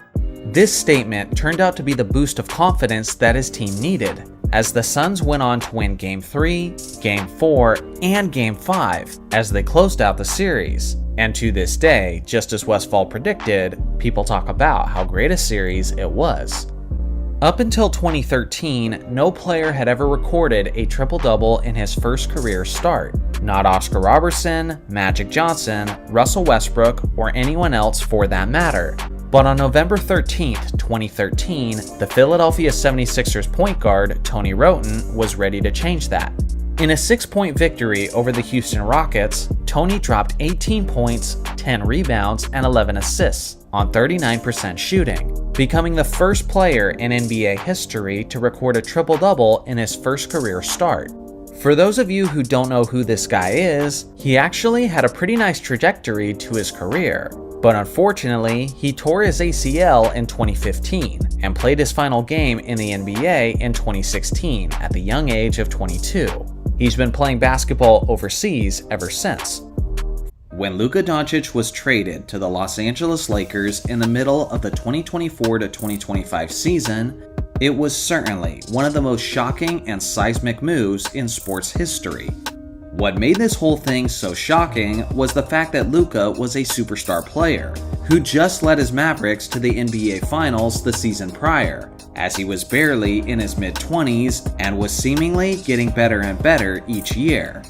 It was also shocking because Luka seemingly had no desire to leave Dallas on his own, yet they traded him away for apparent health concerns, for a guy who's been famously dealing with health concerns his entire career. This all set up one of the most historic revenge games in NBA history, as Luka returned to Dallas on April 9, 2025, as a member of the Los Angeles Lakers. I was in attendance during that game, and I witnessed Luka drop 45 points, 8 rebounds, 6 assists, and 4 steals, while the entire arena was endlessly chanting "Fire Nico." This meant that Luka dropped 45 points in a game as a member of the Mavericks, and he dropped 45 points against the Mavericks in the same season. Luka is only the second player in NBA history to accomplish this feat. Wilt Chamberlain did it 60 years earlier. Michael Jordan is one of, if not the greatest player of all time. But he's also a player who typically had a good relationship with the referees. Michael, I didn't see 2 hands on him, Michael. But I believe you. You did. But I believe you. I only saw the one hand. Throughout the entirety of Michael Jordan's 15-year NBA career, he was never ejected from a basketball game, except on one crazy night with a thrilling contest. On February 3rd, 1992, the Bulls were in a matchup with the talented Utah Jazz. It is now triple overtime of this epic battle, and there's roughly 15 seconds left on the game clock. The Bulls are down by 2 points when Michael Jordan gets the inbounds pass. He accelerates and hits a clutch basket like he's done so many times before. On the other end, Michael has to play defense on the 2-time All-Star Jeff Malone.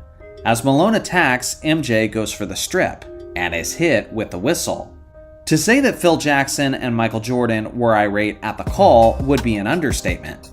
For the most part, the ref is simply taking the heat and exchanging words. But it isn't until this moment when MJ makes contact with the ref that he's thrown out of the game. MJ would also be suspended for 1 additional game for the bump. For a while, MJ refused to leave the court, until Phil Jackson told him to do so. The result is that Chicago loses the game 126-123, in what was the one and only instance in Michael Jordan's professional career where he had been ejected out of the game. Getting ejected from a basketball game is usually an embarrassing moment, but there's way more embarrassing things that can happen on a basketball court, and these next few facts will be some of those things.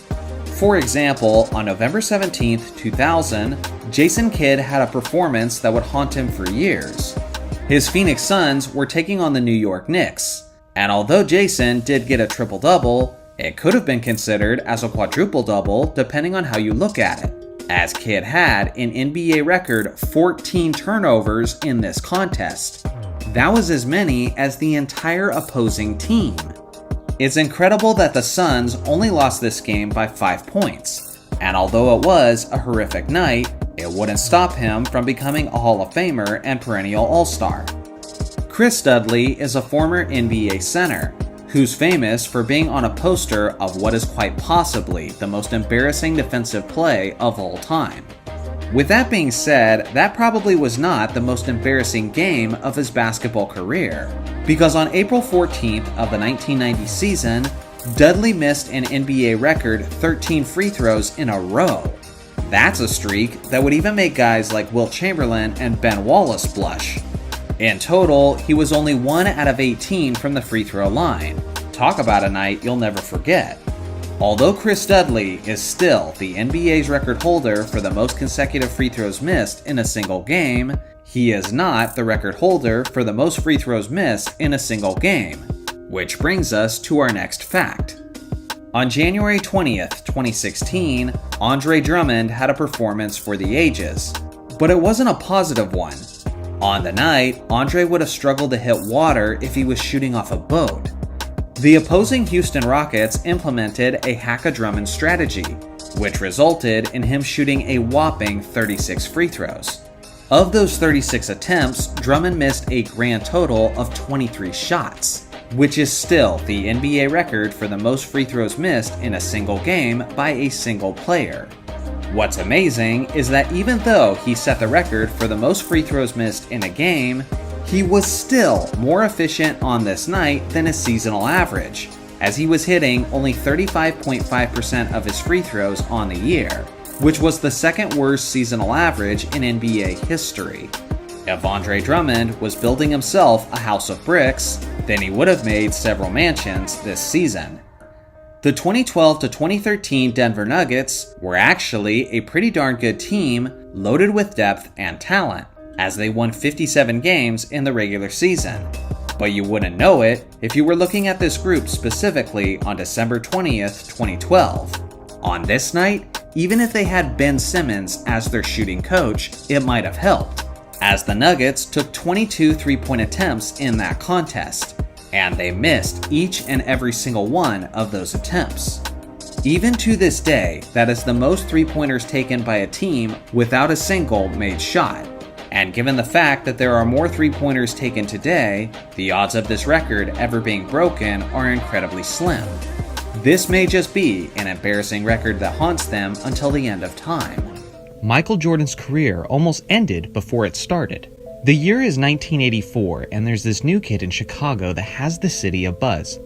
They knew him as the rookie they were hoping would be the future of the franchise, but we know him today as the GOAT and the face of professional basketball. But on the evening of October 26th, his legacy almost ended before it started. The Bulls were playing their first regular season game of the year. Early in the game, Jordan went up for his first official NBA dunk attempt, and the play ended extremely ugly. As you can see by the way the play unfolds, the defender's leg is caught underneath him, resulting in an awkward and painful landing. Fortunately, after a few moments, Jordan was okay and continued to play in the game. But if the angle had just been slightly different on the landing, it could have resulted in a broken shooting arm or even damage to his neck. Obviously, despite the terrible experience on his first dunk attempt, Jordan managed a few successful dunks in his career after that night. 2. Larry Bird has the most dedicated fan, albeit a criminal. It was the night of December 12, 2002 in Oklahoma City. A man by the name of Eric Torpy and his two buddies drive past a Little Caesars pizza restaurant when they notice a Little Caesars employee counting money behind the register. It's at this moment that Eric and his buddies decide that it would be a good idea to rob the employee and the store. They were under the influence of drugs, and long story short, Eric's buddy shoots a couple employees and Eric ditches the scene. But unfortunately for Eric, he dropped his hat. Police find the hat, and a few months later, Eric's DNA is traced back to him, and he ends up in prison, sentenced to 30 years.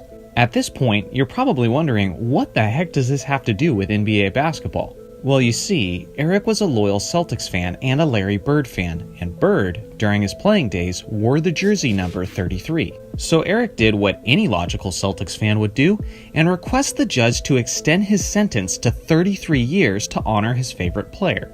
The judge was feeling accommodating that day and granted Eric the extra 3 years. Eric has now been in prison for 15 years and now says that he regrets his decision. Congratulations, you played yourself. Unfortunately, when Larry was asked about Eric's commitment to his honor, Bird declined to comment. 3.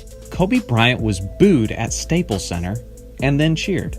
Lakers fans were in a different headspace in the mid-2000s. After the departure of Shaquille O'Neal, Kobe had a terrible supporting cast, and in the next several seasons, Kobe was either missing the playoffs or getting bounced in the first round, despite the fact that he was leading the league in scoring. Many of us Laker fans were beginning to question if Kobe could win a championship for us without Shaq, and Kobe was starting to doubt as well. After being eliminated from the playoffs for the second straight year to the Phoenix Suns, the Mamba took his frustration to the media and publicly demanded a trade in the summer of 2007. This started a whirlwind of rumors and a stressful offseason for Laker fans. At any moment, we were expecting news to break that Kobe had been traded to the Bulls like he wanted. Despite Kobe's demands, management refused to trade him. This brings us to October 30th, 2007. It's the season opener and a matchup between the Lakers and Rockets. This would go on to be one of the most incredible, weird, and forgotten games of NBA history. The thing about us Laker fans is that we can be a little bit emotionally reactive to things. If you don't want us, then we don't want you, and the fans let Kobe know that as he was booed during his introduction. It was a surreal night as Kobe was booed in Staples Center the first several times he touched the ball. Regardless of the upset Laker fans, Kobe's frustration was valid, and no play greater resembled his lackluster supporting cast than this play halfway through the game. Numbers, but the team is going to be struggling. Oh, the ball's chipped in. That is unbelievable. I don't know if I've ever seen that happen. I was just going to say, I don't think I ever have. But to follow up with that, I mean, for Kobe and this team to be successful. Fun fact, this is Tracy McGrady, who doesn't even touch the ball on this possession and is 20 feet from the basket, but because he was the nearest Rocket player to the Lakers who knocked it in, McGrady gets the points. Most of the way through, this had been a pretty ugly performance by the Lakers supporting cast, but Kobe was doing everything in his power to keep his team in it, as he was scoring in bunches and actually shot 27 free throws this game. Late in the third quarter, while Kobe was leading the charge, this happens while he's at the free throw line. Half minute to play here in the third quarter. The Lakers crowd is chanting Kobe's name. This is the same Laker crowd that was booing him relentlessly to start the game, and now, just 35 minutes of basketball later, they are chanting his name. This game had one of the craziest ending sequences ever seen. The Lakers were down by 12 points with only a minute and 36 seconds left in the game. The game is over, right? Not quite, as the Lakers had one great comeback left in them. Kobe drives to the basket and gets an and one on Yao Ming. 9-point game. Luke Walton steals the ball, and then Kobe hits a 3 on the other end. 6-point game. Derek Fisher steals the ball, and Jordan Farmar gets a driving layup. 4-point game. Farmar fouls Mike James, and James misses both free throws, and Kobe gets the rebound. Kobe gets a driving layup on the other end, and it's a 2-point game. Luke Walton gets another steal, and Kobe finds Fisher for the long 2. It's a tie game. Kobe and the Lakers were trying to pull a Tracy McGrady on Tracy McGrady, but that's when the Rockets drive down the floor, pass to Shane Battier, and he hits a dagger 3. Ball game. Somehow, this game and its epic finish have been lost in basketball history. Let me know. Today's video is not some sort of list that's simply based on my opinions and feelings, but it is objectively the top 5 single-season turnarounds in NBA history, based on the wins and loss column. My aim for this video is to not only educate you on who the 5 teams were, but explain the history and context of why these teams were able to make these turnarounds. So without further ado, let's get into it. Number 5, the 1979 to 1980 Boston Celtics, who improved by 32 wins over the previous season. First off, there's the most obvious acquisition, and that was a rookie, Larry Bird, who had simply one of the greatest rookie campaigns in the history of the game. Even during his debut season, Bird did a variety of things well, like scoring, passing, rebounding, defense, and shooting the long ball. He provided the leadership that Boston desperately needed, and helped them immediately become one of the best teams in the Eastern Conference. What they also did is they traded away Bob McAdoo for a future first-round pick, and this created enough cap space for the Celtics to pursue a free agent in the summer of 1979, which ended up being ML Carr. The signing of Carr provided the roster with a great defensive player, and he also ended up being a quality 6th man for that squad. They also hired a new head coach in Bill Fitch, and he was a stabilizing force for that group, and definitely more so than the previous season, as they had multiple head coaches in the 78-79 season. Number 4, the 2004-2005 Phoenix Suns, who improved by 33 wins. Most of you could probably guess their major acquisition, as they signed Steve Nash in the offseason after the Dallas Mavericks were unwilling to match Phoenix's offer. Nash was the perfect fit for the new head coach, Mike D'Antoni, and immediately, with his playmaking abilities and with Mike D'Antoni's emphasis on up-tempo offense, they established their 7-second offense, which made it a goal to get a shot attempt up within the first 7 seconds of the shot clock. But they did have some minor moves that supported Steve Nash. For example, they signed the shooting guard Quentin Richardson, who became the team's primary three-point shooter, which is obviously a major asset for a facilitator like Steve Nash. It's also worth pointing out that Amari Stoudemire was completely healthy this season and took a massive step forward in his progression, and was even a top 7 finalist for the Most Improved Player award. A large part of that was obviously from now having Nash as a pick-and-roll partner, but regardless, he was ready to take that big leap forward. Number 3, the 1989-1990 San Antonio Spurs, who improved by 35 wins. One of the greatest individual impacts that we've ever seen in the history of the game came from a rookie, David Robinson, who because of his military service was much older than the usual rookies. It was also the rookie season of the one they call the Ninja, Sean Elliott, who would end up becoming a quality slasher, finisher, and shooter for the Spurs. Also joining San Antonio was Terry Cummings, who was one of the most underrated power forwards in NBA history. And in his late 20s, he ended up being the team's second leading scorer behind only David Robinson. San Antonio also acquired Rod Strickland via trade in late February. So although he didn't have a ton of time to have a major impact, Strickland still used his quality playmaking abilities and his all-time great handles to help his team tremendously. This season also had stability and consistency within the roster, unlike the previous season, which was filled with plenty of trades, releases, and signings. And the year prior, they had 22 different players on the roster throughout the course of that season. So with that being said, no wonder why they had so many chemistry issues the year before. Number 2, the 1997-1998 San Antonio Spurs, who improved by 36 wins. Obviously, the major acquisition here was a rookie, Tim Duncan, who was immediately recognized as one of the best big men in the entire game. But it is worth mentioning that it was also the first full season of Greg Popovich as a head coach.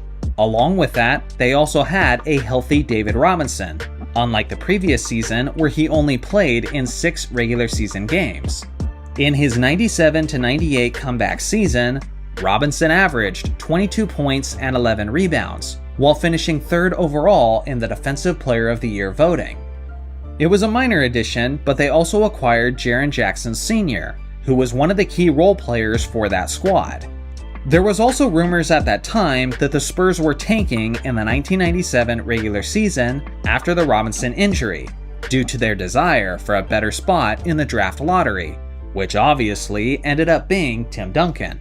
So with that being said, this turnaround makes a whole lot of sense for a lot more reasons than just a big fundamental. Number 1, the 2007-2008 Boston Celtics, who improved by 42 wins, which is easily the greatest improvement in NBA history. This was the perfect storm of circumstances for such a turnaround.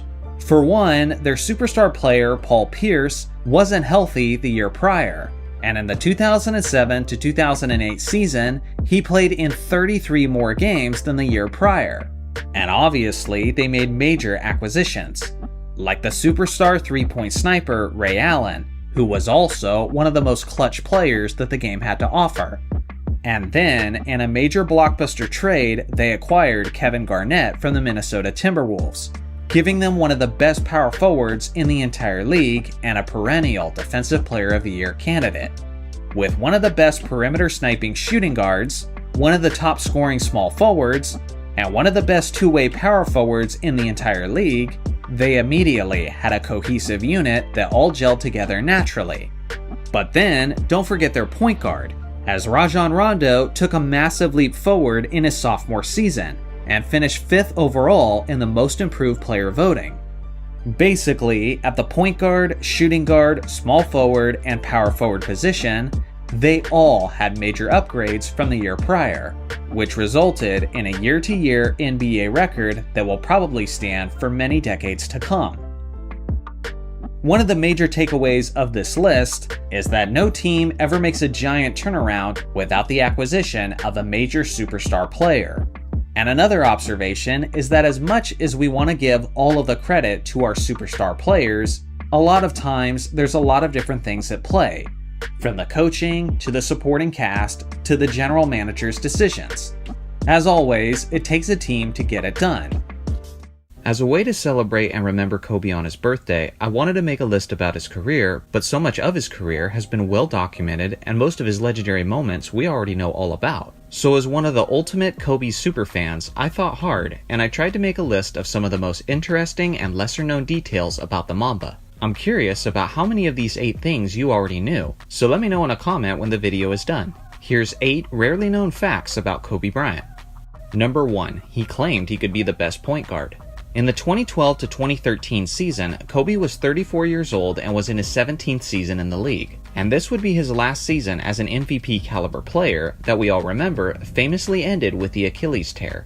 I've gone on in past videos about how incredibly impressive this season was. But one thing I haven't yet mentioned is about his small stretch of games where he played primarily as a facilitator.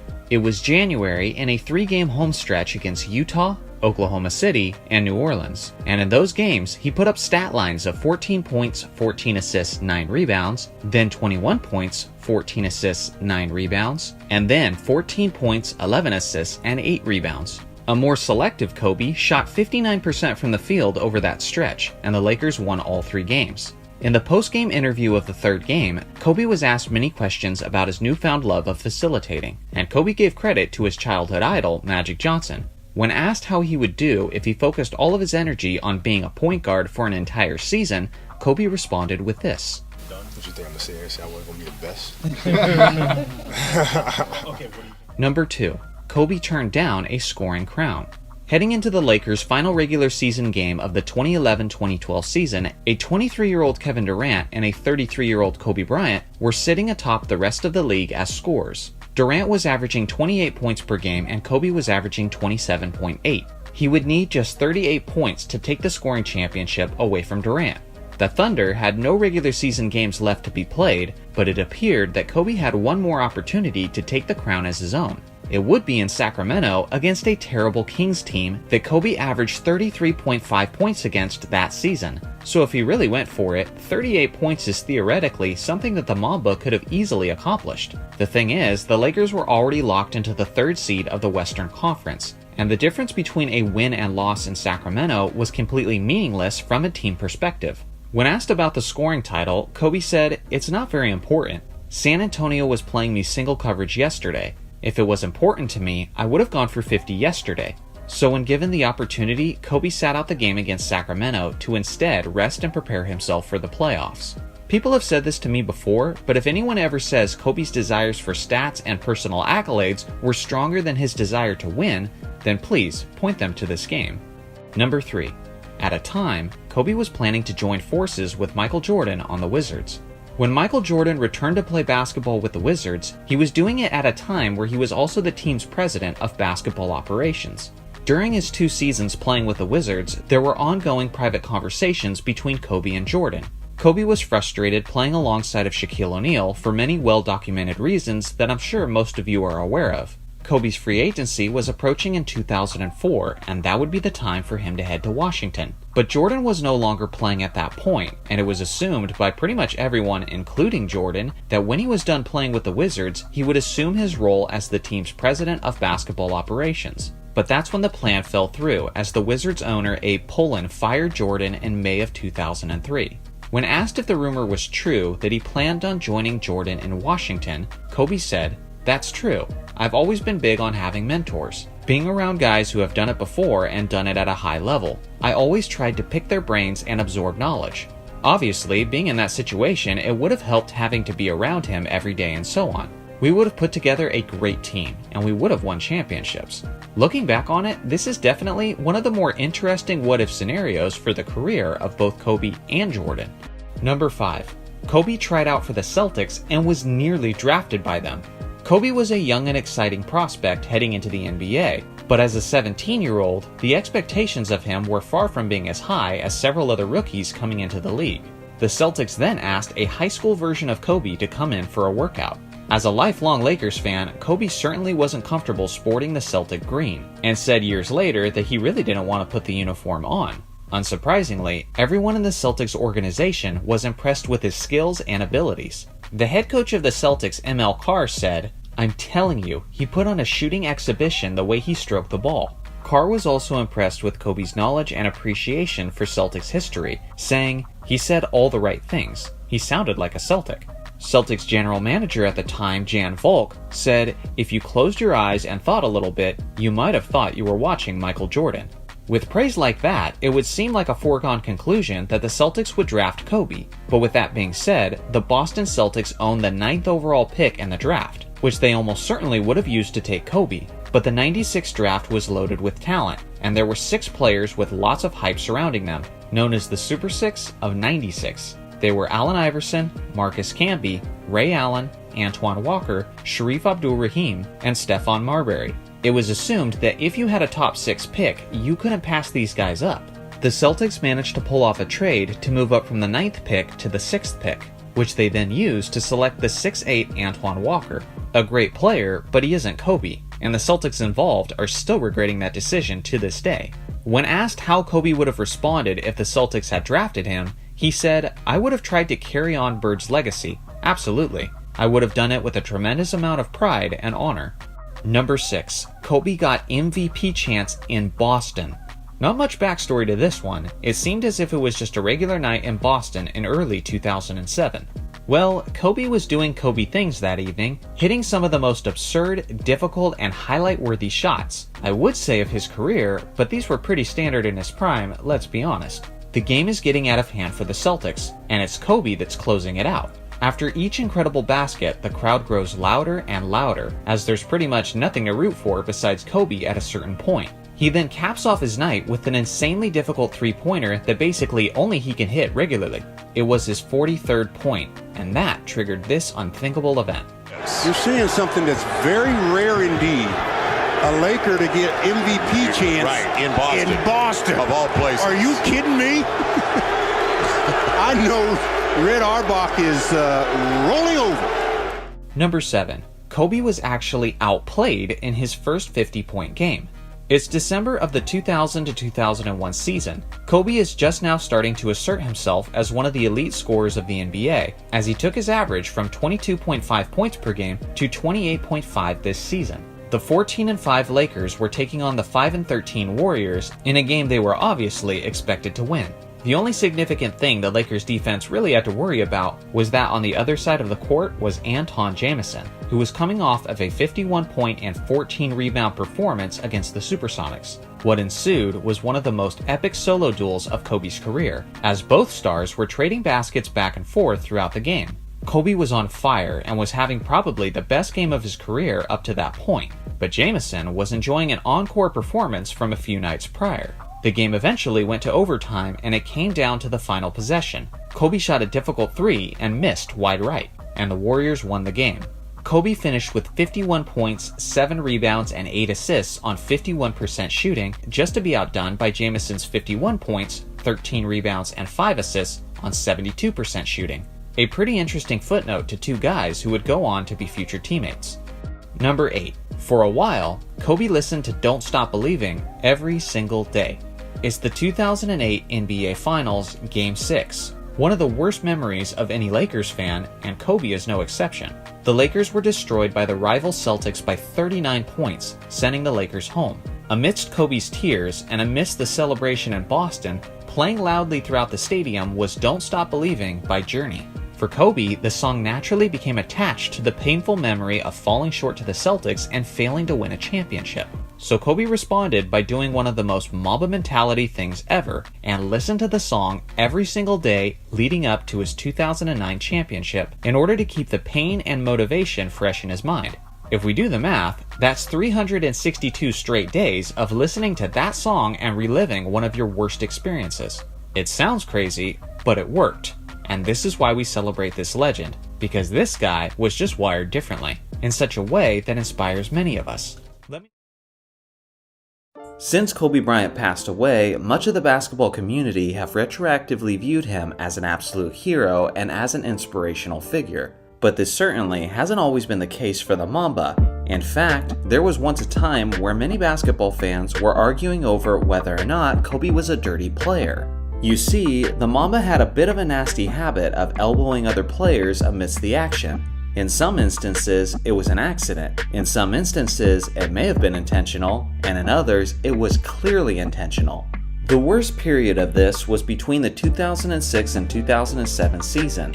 It started in a regular season matchup against the Memphis Grizzlies. Early in the third quarter, the Grizzlies' Mike Miller attacked the basket and whacked Kobe across the face as the Mamba attempted to contest the shot.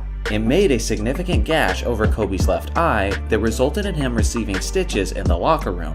Kobe was clearly angered by the play, and later in the fourth quarter, after he re-entered the game, he returned the favor with a devastating elbow to Mike Miller's throat. This flagrant foul resulted in Kobe receiving a 2-game suspension from the league office. But as far as elbows and suspensions go, the Mamba was just getting warmed up. Several months later, the Lakers were playing against the San Antonio Spurs, and Kobe was being defended by the talented Manu Ginobili. The game was tied at 80, and Kobe was taking the last shot of the fourth quarter as time was expiring. Ginobili cleanly blocked the shot, and in an attempt to get the whistle, Kobe dramatically flailed his arms, but his elbow struck Manu in the face, which drew a significant amount of blood and resulted in a 1-game suspension for the Mamba. Just 6 weeks after striking Manu, Kobe flailed his arms again on a jump shot in the fourth quarter, attempting to draw the foul. But this time, it was Marko Jaric who was struck in the face with the elbow. At this point in history, many basketball fans were left wondering if Kobe was the greatest dirty player they had ever seen. But since then, it's become somewhat of a forgotten footnote to his legendary career. During Shaq's prime, the Diesel had to deal with plenty of physical abuse, as hammering Shaq and sending him to the free throw line seemed like the only feasible way to actually slow him down. The thing is, much of this excessive abuse wore on him mentally, and at certain points, Shaq would snap. One of these instances was on January 12, 2002. Chicago's Brad Miller made a hard foul on Shaq, and then proceeded to turn his back to him, which was a big mistake. Shaq proceeded to charge up the biggest swing of his life, and fortunately he missed, as it could have been one of the ugliest cheap shots that the league had ever seen. I'm not sure if the miss was due to Shaq's terrible aim, or if he realized that hitting an unaware man in the back of the head is an extremely ugly look. As a result of this attempted cheap shot, Shaq was suspended, and Kobe went on to score 56 3/4 without him. LeBron is widely known as one of the most thunderous and incredible dunkers of league history, as he's displayed many of his abilities not only in games, but also in team warm-ups. With all this being the case, it's no wonder why so many fans have desired him to participate in the dunk contest. Well, LeBron was actually much closer to being in the dunk contest than some of you may have realized. In the middle of the 2009 dunk contest, Cheryl Miller interviewed LeBron and asked him point blank if he was planning on participating in next year's dunk contest, and he responded with the following. Right now, I'm preliminary putting my name in the 2010 dunk contest Saturday night. LeBron James is saying that in 2010 in Dallas Stadium, primarily I put my name in the dunk contest. Obviously, LeBron didn't hold to his promise, and has never participated in a single NBA dunk contest.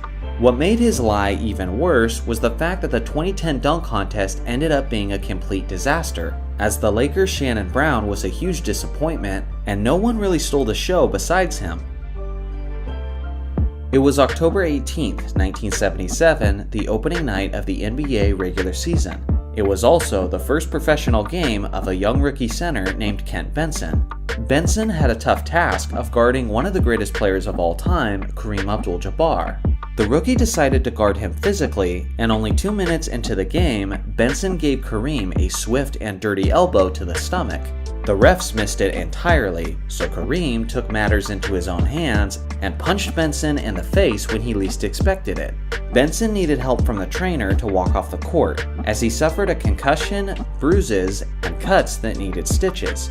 As bad as that sounds, Benson only missed 1 game due to his injuries. Kareem's the one who likely got the worst end of the deal, as the punch broke his hand, which made him miss the next 21 regular season games. Kareem was also fined by the league office a total of $5,000, which at the time was the largest fine in NBA history.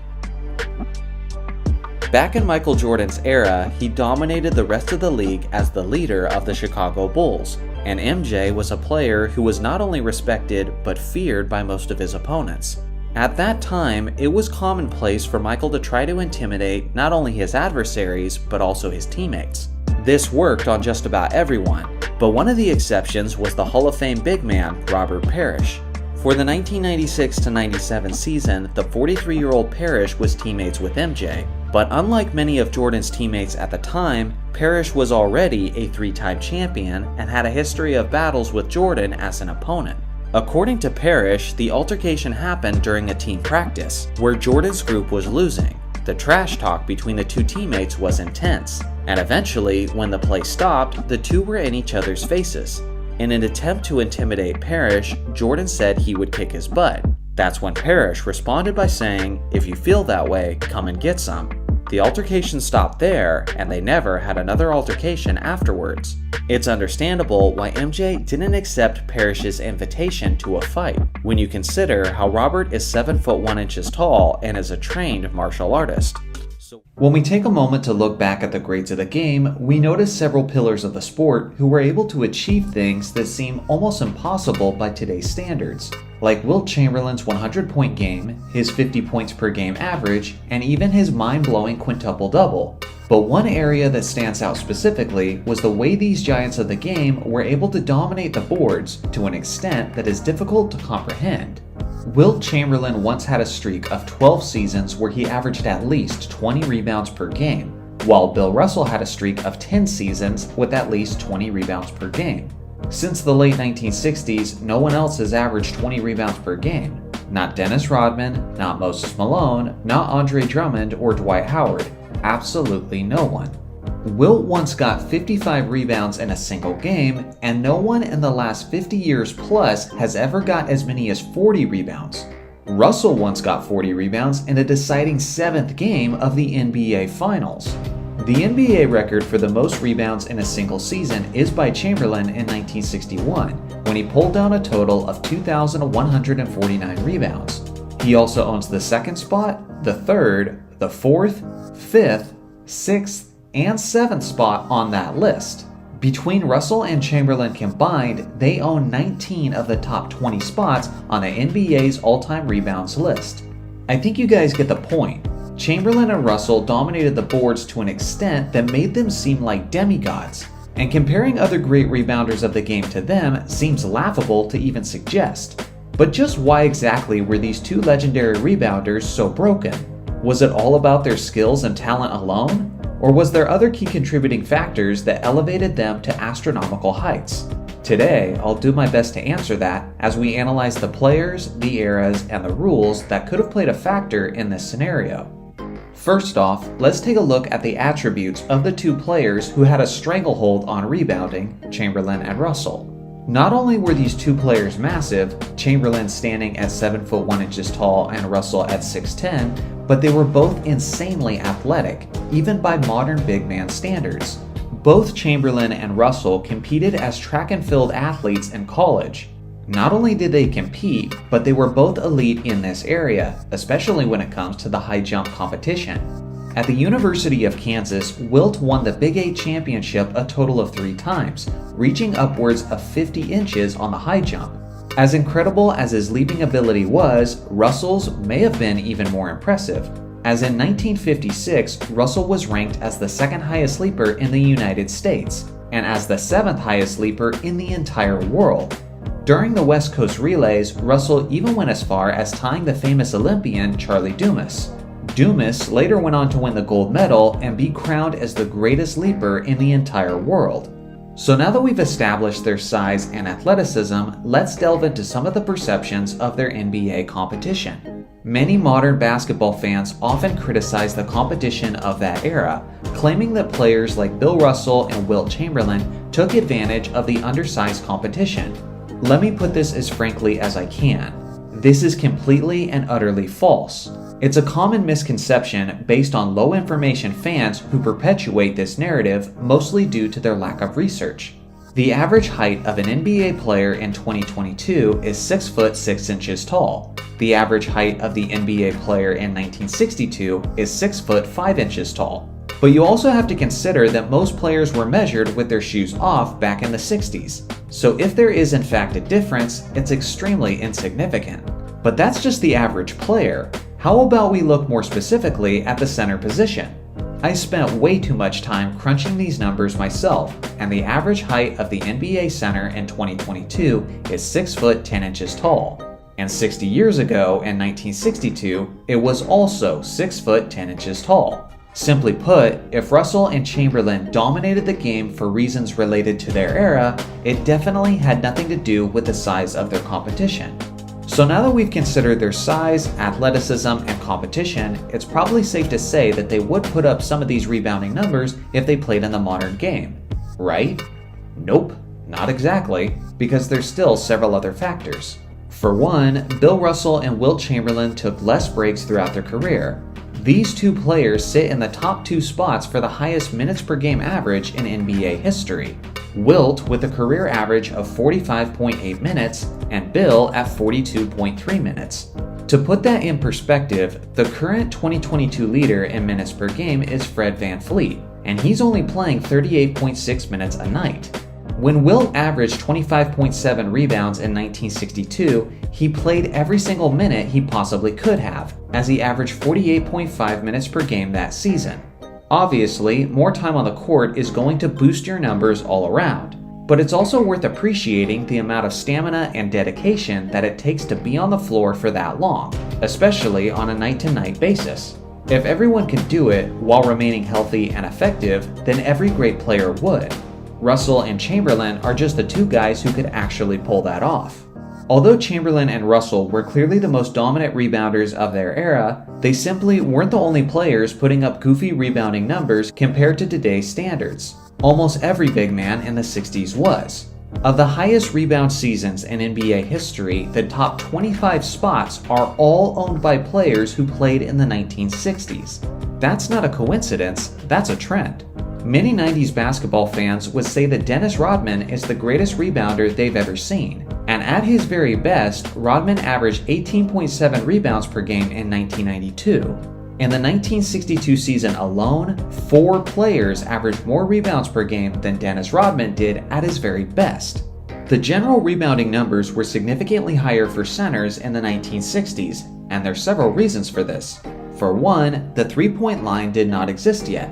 Some of you hoopers have heard your coach say this term: long shots equals long rebounds. Due to the basketball hitting the iron harder when it's a shot from a greater distance, more rebounds are being acquired at the perimeter, which is a big reason why you're seeing many guards average much more rebounds than the position usually averaged in years past. Russell and Chamberlain basically never had to deal with these perimeter rebounds, since the three-point line did not exist in the years they played. With a lack of the three-point line, more shots were taken close to the basket, which meant more rebounds were easily within their reach. This isn't just pertaining to Russell and Wilt, but it naturally boosted the rebounding totals of the center position as a whole. Second is the fact that the pace of play was much faster in the 1960s, which means more possessions, which equals more shot attempts, which also means more opportunities to get rebounds. Just how impactful was that pace of play? Well, consider this stat.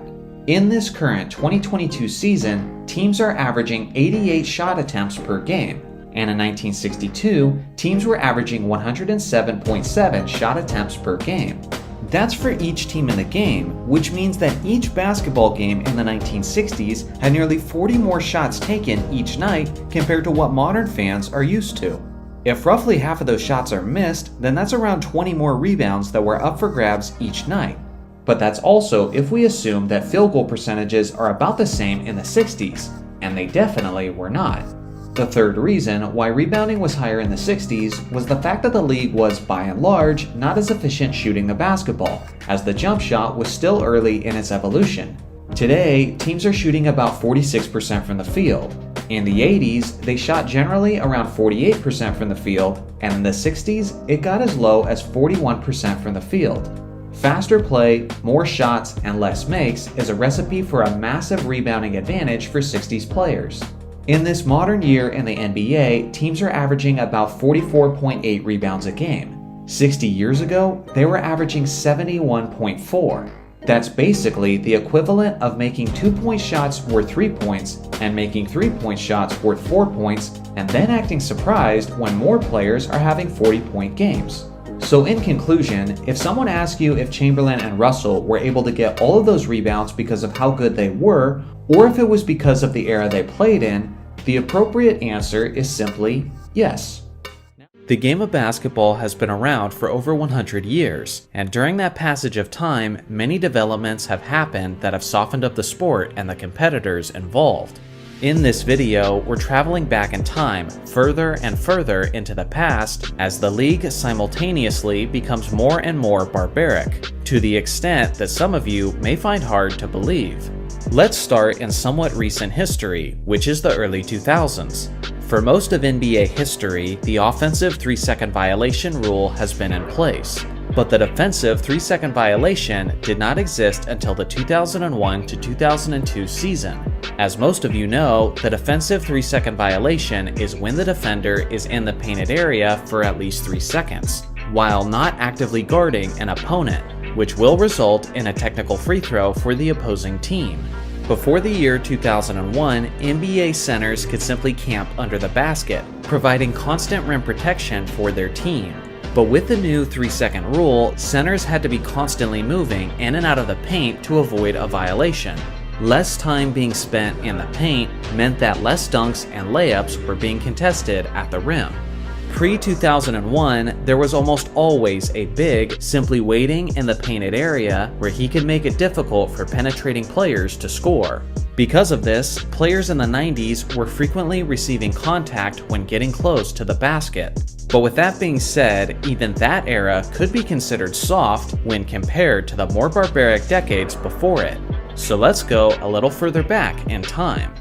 The year is 1990, and the NBA is coming off of a decade of the bad boy Detroit Pistons mauling opposing teams on a nightly basis. For example, the Pistons famously had the quote Jordan rules, which were essentially specific tactics about how they would defend Michael Jordan.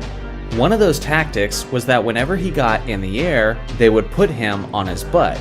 These methods were extremely dangerous and could certainly result in injuries for some of the premier players in the league.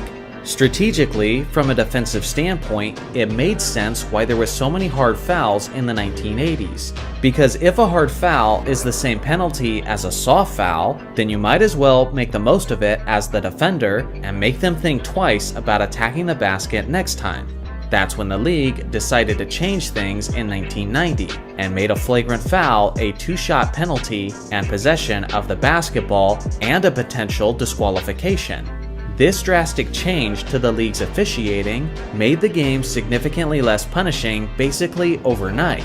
But even the bad boy Pistons look soft when they're compared to the more grueling eras before them. Let's go further back in time.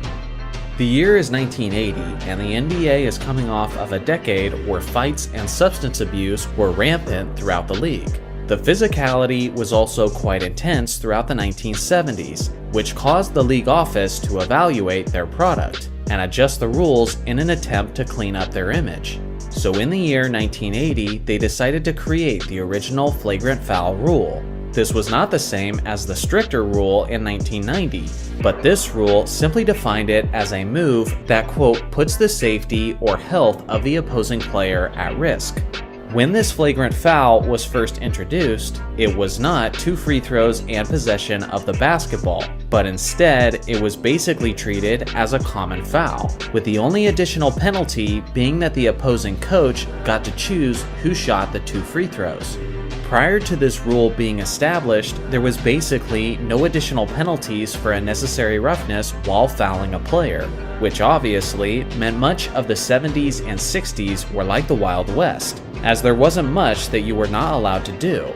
But even with this being said, this era would still be considered soft compared to the more savage eras that came before it. So let's go even further back in time.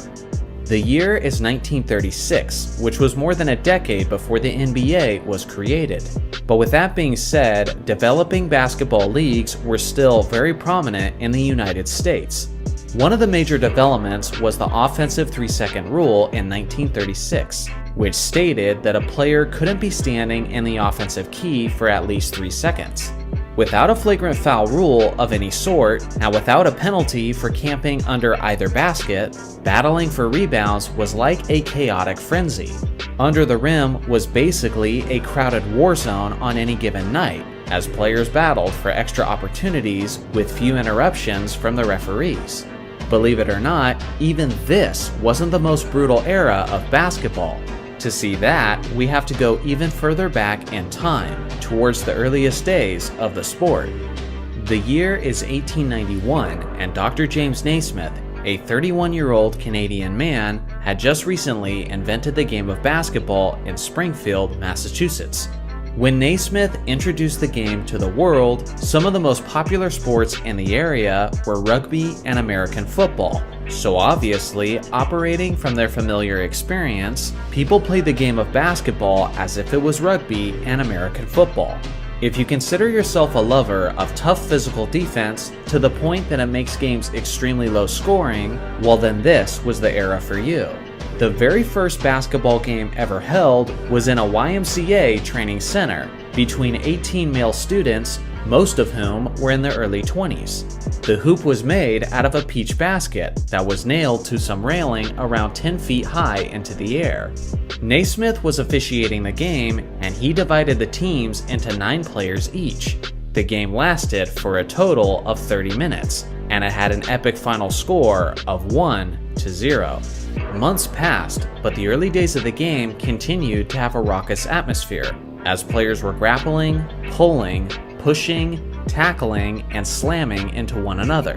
This brutal and chaotic style created an exciting atmosphere for new basketball fans, and those fans began feeding off of that energy and became extremely rowdy as a result. In those early days of organized basketball, spectators and fans would often storm the courts and interfere with play due to the sheer excitement. So as a way to keep the fans from interfering with the leagues, they constructed steel wire cages to go around the basketball courts.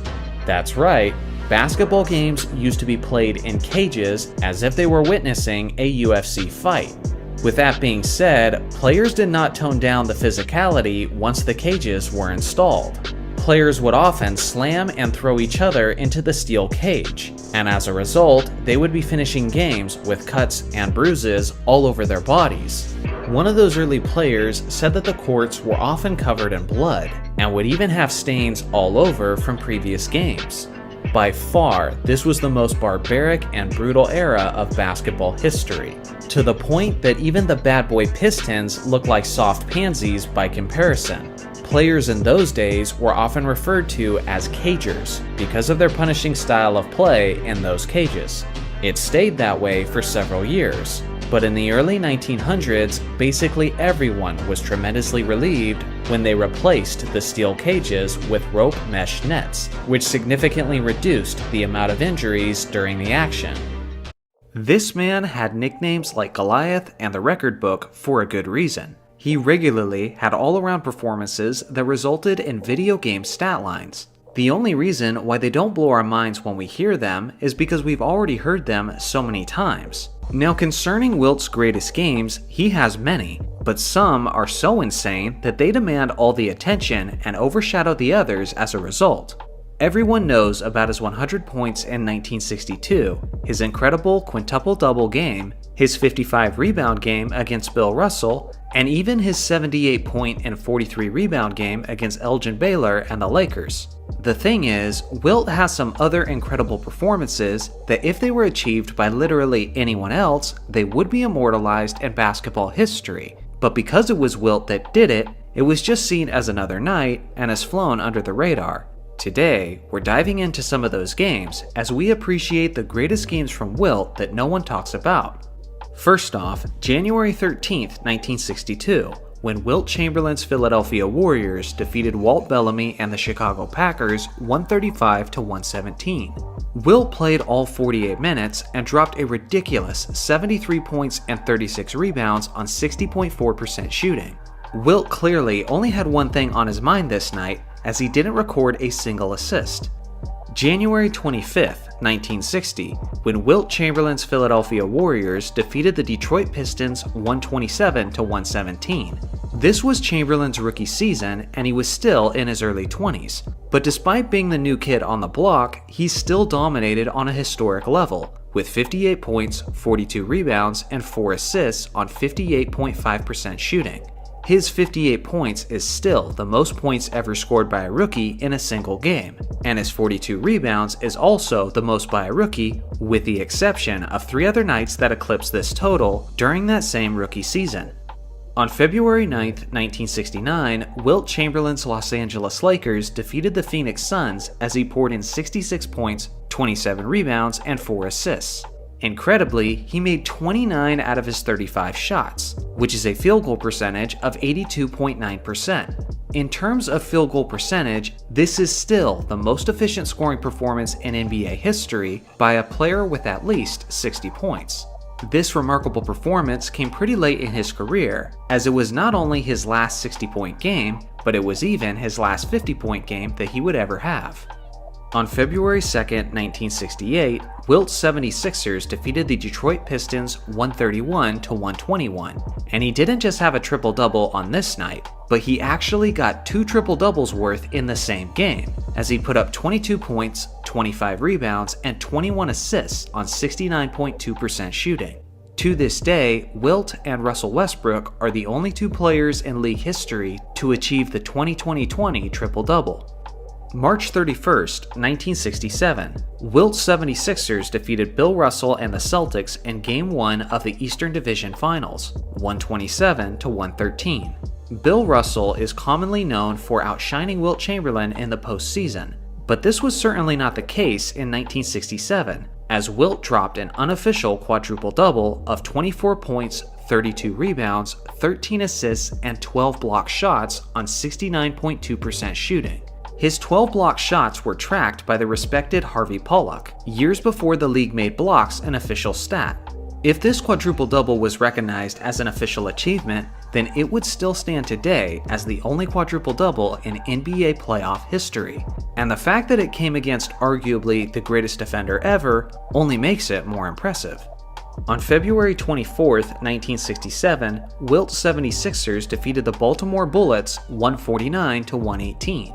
On this night, Wilt had one of the greatest triple-doubles of all time, as he dropped 42 points, 30 rebounds, and 10 assists on 100% shooting. Yep, you heard me correctly. He didn't miss any of his 18 shot attempts, which is the most shots ever taken without a miss. It's unfortunate that we don't have his blocks numbers from this game, otherwise this stupid stat line would look even stupider. October 23rd, 1965, Wilt's 76ers defeated the Detroit Pistons 120-103. It was another insanely efficient night for Wilt, as he unofficially dropped 53 points, 21 rebounds, 2 assists, and 15 blocks on 84% shooting. The only unofficial part of Wilt's stat line is the block shots, which were once again tracked by Harvey Pollack. With the blocks, it's one of the greatest two-way performances of all time, and without him, it's still pretty darn incredible. February 25th, 1962. In the only loss on the list, Wilt's Warriors were defeated by the New York Knicks 149-135. On this evening, Chamberlain put up 67 points, 21 rebounds, and 1 assist on 65.8% shooting. Now this game by itself is incredible, but what's most significant about this performance is that it was the beginning of an incredible streak. Other than Wilt Chamberlain, no player in NBA history has ever scored at least 60 points in back-to-back games. Starting with this game, Wilt did this in 4 straight games, and the 4th game was 100 points. Unfortunately, Wilt really disappointed everyone when the streak ended in the 5th game, where he had an off night and scored only 58 points. The craziest part about this list is that there's so many games that didn't make the cut, and I could easily do a part 2 and a part 3. And to think that some people have the audacity to say that this man isn't in the top 10. At the time I'm making this video, the Lakers are trailing the Nuggets in the first round 3-1. Los Angeles has quite the mountain to climb, and is trying to do something that hasn't been done in the history of the league: come back from a 0-3 deficit to win a series. Many fans are saying that if there's one player who's capable of doing it, it's LeBron James, the guy who led a team to come back from a 3-1 deficit to win the 2016 NBA Finals. But just how realistic is this feat? How close have other teams got to accomplishing it? Well, for starters, since the very birth of the league, there have been 154 teams that have faced an 0-3 deficit in the playoffs. And the unfortunate news for the Lakers is that all 154 times the trailing team went on to lose the series. With that being said, there have been several times that a team has at least made it interesting. Of those 154 instances, only 15 times has a series been extended to a 6th game. Of those 154 times that a team was trailing 0-3, only 4 of those teams extended the series to a 7th game. The first of those 4 teams was the New York Knicks in the 1951 NBA Finals. At that point in history, the NBA was still in its infancy, but regardless, it was still basically the closest any team has ever got to winning a playoff series after trailing 3-0. Led by their Hall of Fame center Arnie Rison, the Rochester Royals stormed out of the gate, comfortably winning the first 3 games in that final series. New York then made some adjustments, and after being destroyed on the boards in the first few games, they rallied back with more energy and effort. Games 4, 5, and 6 were extremely close and hard-fought contests, but the result was the New York Knicks forcing a championship-deciding 7th game in Rochester. In that decisive game, both teams showed up with their best efforts, but at the end of the day, Arnie Rison of the Royals was just too much, as he dropped 24 points and 13 rebounds in a suspenseful 79-75 victory. The second instance was the 1994 Western Conference Semifinals. It was a matchup between the 8-seeded Denver Nuggets and the highly favored Utah Jazz. During that series, it almost seemed like the 8-seeded Nuggets were a team of destiny. They came back from a 2-0 deficit to defeat the first-seeded Seattle Supersonics in 5 games, completing one of the greatest playoff upsets of all time. A prime Dikembe Mutombo was insane during that series against Seattle, as he averaged 12 points, 12 rebounds, and 6 blocks over the course of the series.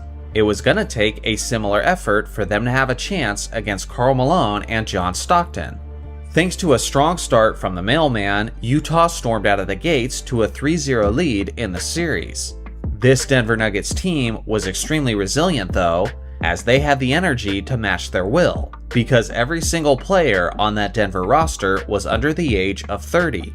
With their backs against the wall, the Nuggets fought with a tremendous amount of heart and passion, as they seized the momentum and won the next 3 games, sending the series to a 7th game in Utah. But in that decisive game, the playoff experience of the Jazz was on display, as they played extremely clean basketball, while the Nuggets seemed uneasy about the moment, as they finished the game with nearly 3 times the amount of turnovers as the Jazz. In the end, it was a comfortable series clincher for Utah, with a final score of 91-81. The third instance where a team came back from a 3-0 deficit was in the first round of the 2003 playoffs between the 6th-seeded Portland Trail Blazers and the 3rd-seeded Dallas Mavericks. Some of the best players of that Portland group were reaching the twilight of their careers, and due to this, the Blazers were at the tail end of their contending days in the 2000s.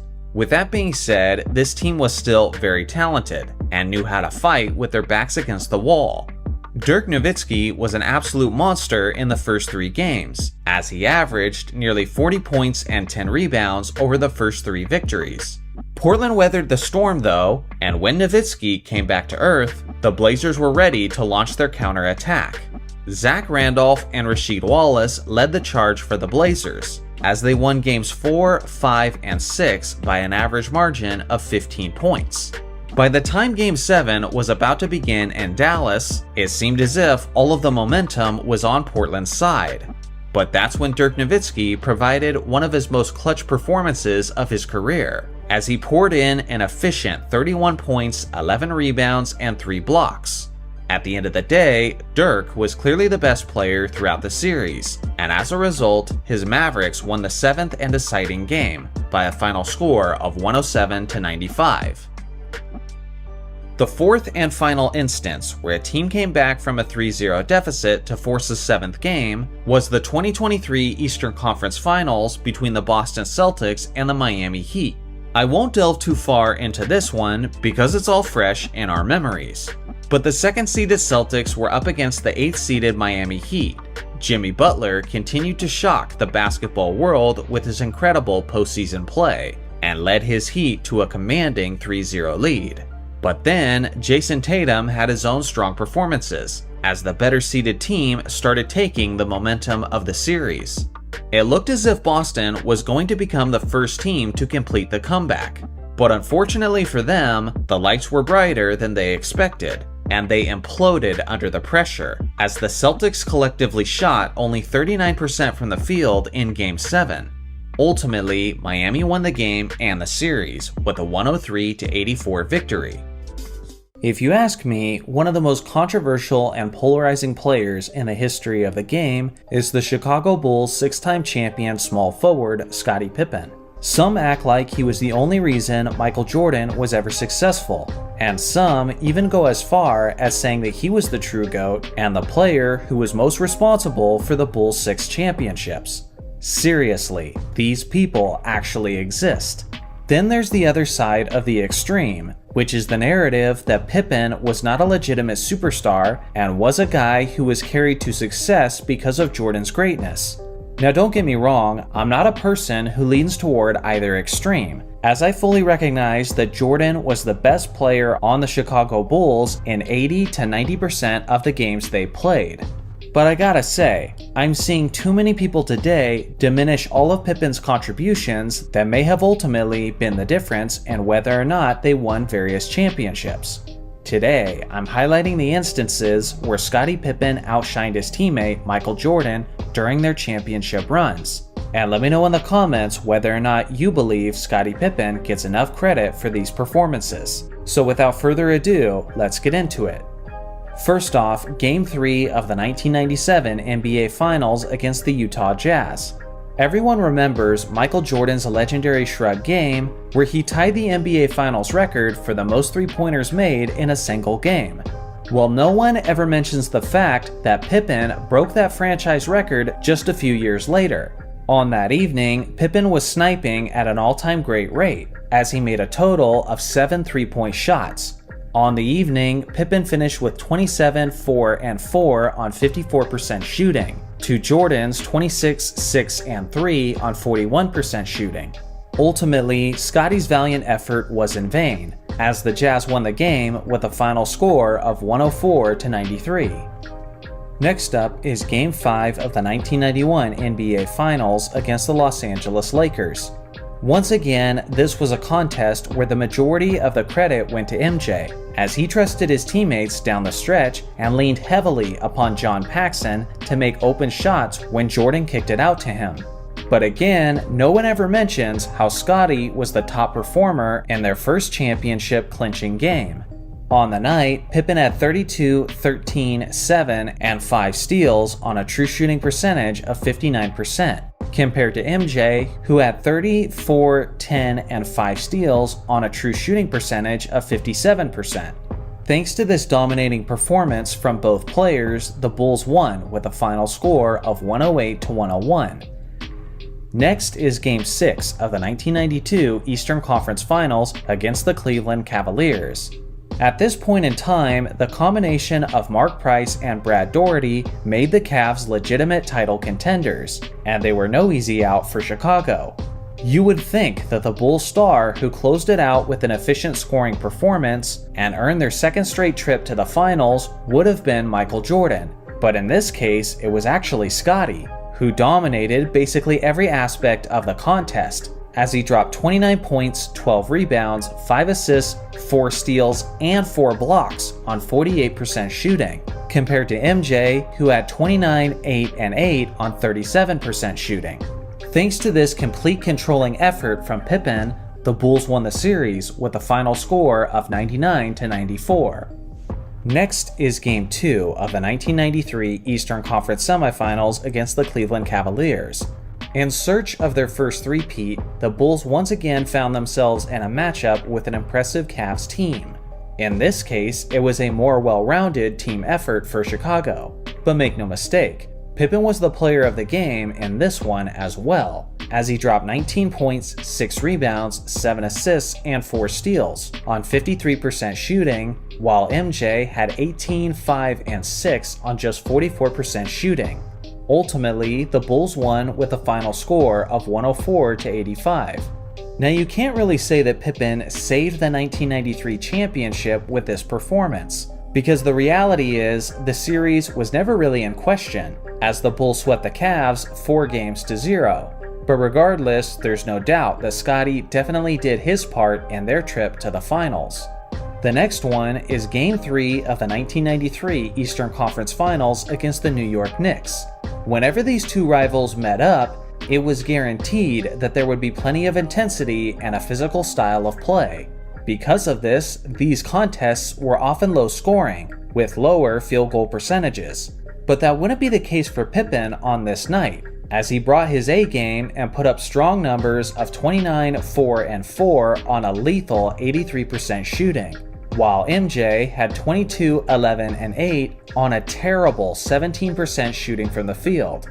Thanks to Scottie carrying the offense, the Bulls won the game with a final score of 103-83. Next on the list is Game 3 of the 1996 first round against the Miami Heat. It was yet another series that the Bulls were heavily favored to win, but on this night, Pippen especially made sure that there would be no upset. Like many times in his career before, Scottie was an absolute force on both ends of the court, as he put up dominant numbers of 22 points, 18 rebounds, 10 assists, and 3 blocks on 50% shooting, while MJ had 26, 3, 2, and 3 steals on 43% shooting. Miami never stood a chance, as Pippen's triple-double led Chicago to a 112-91 victory. Last on the list is Game 3 of the 1996 Eastern Conference Finals against the Orlando Magic. Most of you off the top of your head know how this series went. The 72-10 Bulls swept the 64-win Orlando Magic, and usually the narrative was that Michael Jordan executed his revenge after being eliminated by the Magic the previous season.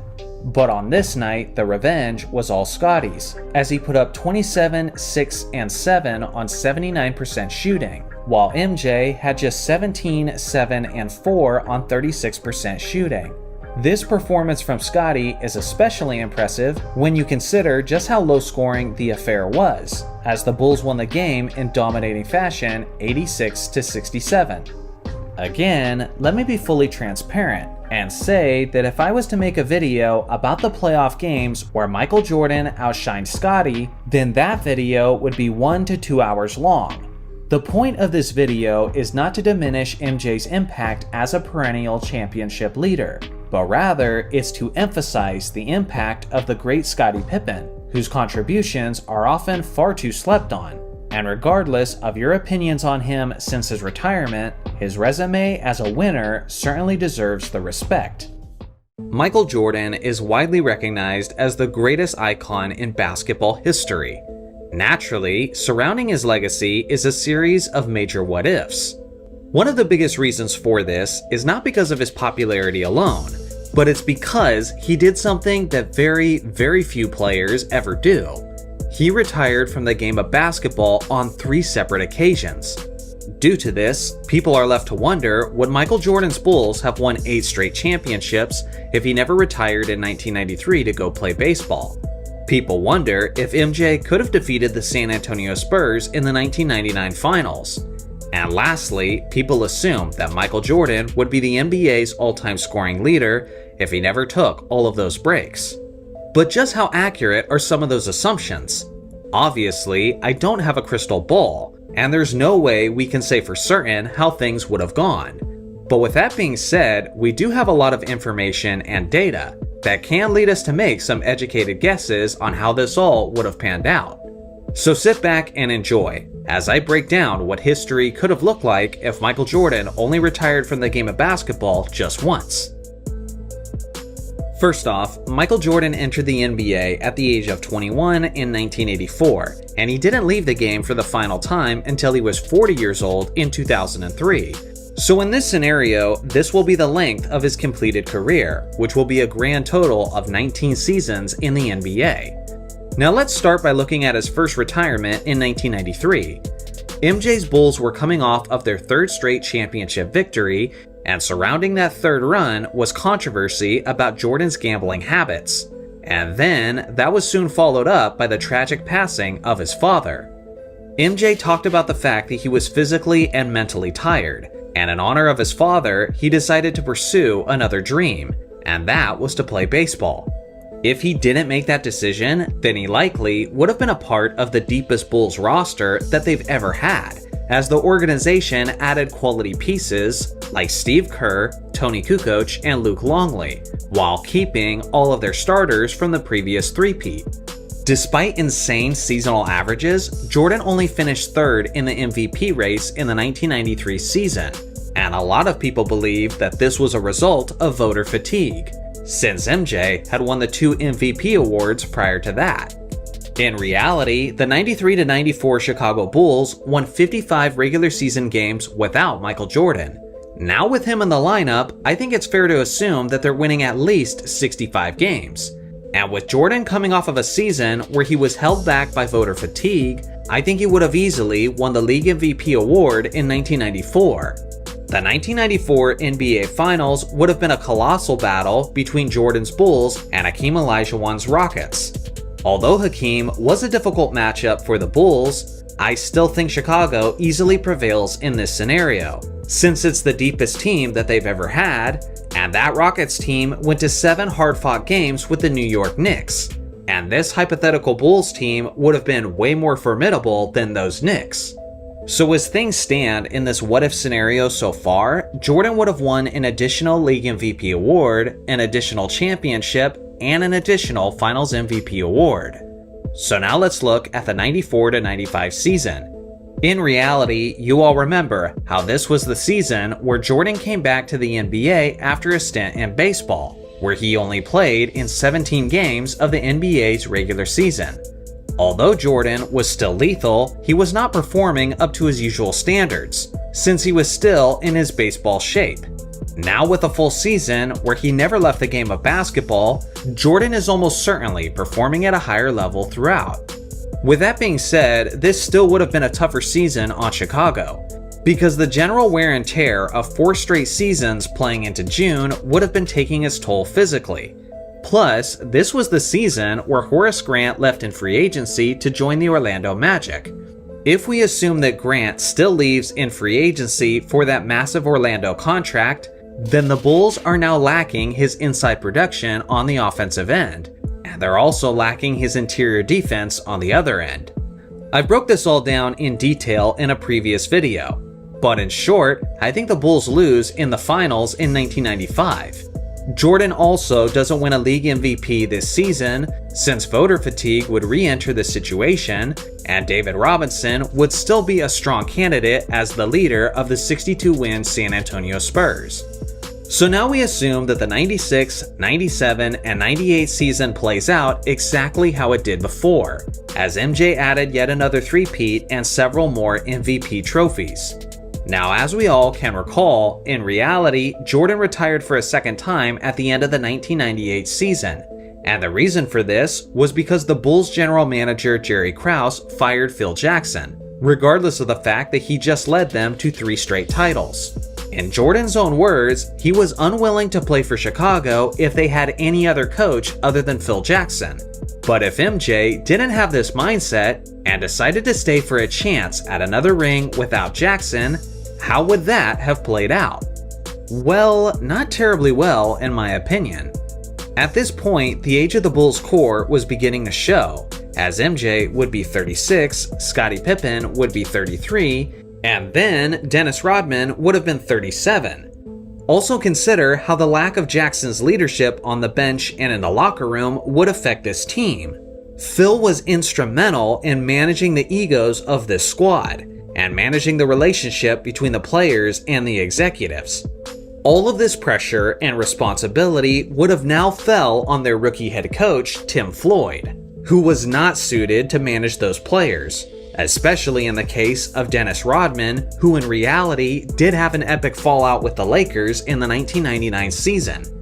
Even with all of these issues, there's still a chance that the Bulls make it to the NBA Finals in 1999, since the Eastern Conference was not all that strong that season, considering how the 8th-seeded New York Knicks was the team that ended up representing the East. But if the Bulls did make it to the Finals in 1999, I have a hard time seeing them as a tired and older squad without Jackson getting past a powerful San Antonio Spurs team, who were strongest where the Bulls were at their weakest, which was the painted area. Ultimately, I think the Bulls would have fallen way short of the championship in 1999, but it is Michael Jordan we're talking about, so you can never write him off completely. After the 98-99 season is where things get really weird and become basically impossible to predict. By that year, Rodman was a shell of his former self, and would only play 12 games of the regular season before his retirement. Although Scottie Pippen was still competitive, he was reduced to a 12 points per game role player rather than a 20 points per game sidekick. If Jordan was to remain with the Bulls for the 2000 and 2001 season, I think it's fair to assume that Jerry Krause would have tried to retool the team and make some major trades to give MJ a contending supporting cast. But given the age and the physical shape of the assets, I kind of doubt that he could have pulled that off. Plus, this was the era of the Shaq and Kobe dynasty, so there's no realistic way that we can expect the Bulls to compete with that Los Angeles three-peat squad. Then MJ does his couple seasons in Washington, and his career is all wrapped up in the summer of 2003. So at the end of Michael's career, if he had never retired, he would have had 7 championship rings instead of 6. He would have had 7 finals MVPs instead of 6, and he would have had 6 league MVPs instead of 5, tying him with Kareem Abdul-Jabbar for the most in NBA history. He would also have a 7 out of 9 NBA Finals record, which certainly isn't as clean as 6-0, but it is more success overall. But what about his scoring records? Because that's a lot more time in the NBA. Well, in reality, at the end of Jordan's career, he had a grand total of 32,292 points, which currently has him in the 5th spot on the NBA's all-time scoring list. So let's get started by trying to estimate what Jordan would average in his first 2 seasons after his retirement. First, we need to subtract Jordan's 457 points in his 1995 season from his grand total, since he will instead be playing in the entire season. Well, in the 4 years that Michael Jordan was playing in the triangle offense leading up to his first retirement, he was averaging 2,569 points per season. Considering his age at the time, I think it's fair to assume that MJ would have maintained this pace in 1994 and in 1995, which means that we need to add 5,138 points to his career total. That gives him 36,973. Now we need to add the 99, 2000, and 2001 season. In his 3 seasons leading up to 1999, Jordan was playing all 82 games, while his points per game averages continued to decrease by just under 1 point per season. If we assumed that this trend would continue and adjust for his lockout-shortened 1999 season, then he would have theoretically scored another 5,728 points over that 3-season stretch, which now brings his grand total to 42,701 points. This would make him the all-time leading scorer ahead of LeBron James, although LeBron could still potentially catch Jordan depending on how long he's willing to play. When you consider the fact that MJ played 3 seasons in college, while LeBron entered the NBA straight out of high school, it really gives you some perspective on just how insane Jordan's scoring actually was. So at the end of the day, 7 championships, 7 finals MVPs, 6 league MVPs, 11 first-team all-defensive selections, the NBA's all-time leading scorer, and most people would be calling him the GOAT. So I guess not much really changes on that front. So here's the deal. My channel focuses primarily on basketball history. Although I occasionally discuss topics related to the modern game, my brand focuses on generations past. Because of this, most of my viewing audience tends to be boomers and Gen Xers. I imagine many of you guys aren't aware of this ongoing narrative on TikTok and Twitter, and sometimes even here on YouTube. Every day, more and more people are beginning to claim that Wilt Chamberlain's 100-point game never happened. As for myself personally, I do believe that this game happened, and I'll explain why in this video. But at the very least, I can understand why there's some recent skepticism from some modern NBA fans. For one, a 100-point game is so far from anything we've ever seen. We saw Kobe give one of the greatest performances of all time when he dropped 81 points in 2006. And even then, he was still a whopping 10 baskets short of eclipsing Wilt's total. The other reason for the skepticism is the fact that none of Wilt's 100-point game was caught on film. We have a box score and some personal testimonies of what his teammates and opponents witnessed, but not a single highlight. This has led some people to believe that the whole thing is simply a made-up fairy tale. Now, I'm all for a good conspiracy because newsflash, people lie. And I think it's always good to use critical thinking when you're told to believe something. As for myself personally, I'm obviously not old enough to have lived through that time. Since I was not there on that day, I cannot say beyond a shadow of a doubt that this game actually happened. But I can at least explain why I believe it did. Here are my 5 reasons why I believe Wilt scored 100 points. Point number 1. 100 points isn't actually as crazy as it sounds. The season that Wilt allegedly scored 100 points, teams were averaging 118.8 points per game. That is literally the highest scoring season of NBA history. Not only did Wilt average 50 points that season, but Oscar Robertson averaged a 30-point triple-double. And the Lakers' Elgin Baylor averaged 38.3 points per game, which is the highest scoring average by anyone other than Wilt. Simply put, offense was absurdly inflated in 1962, and that's because the pace of play was at a blistering speed. Even without 3-point shots, teams were able to produce so much offense, simply because of the sheer amount of possessions that they had. Here's something else to consider. Wilt Chamberlain wasn't scoring that many points in 1962 simply because he was better than everyone else, but it was also because he was playing so much more than everyone else. You see, heading into the 1961 to 1962 season, Frank McGuire had just been hired to be the head coach of the Philadelphia Warriors. According to McGuire, he had a private meeting with Wilt before the season began, and in that meeting, he asked Wilt how many minutes he would like to play per game. And to that, Wilt responded by saying, "I never want to go to the bench."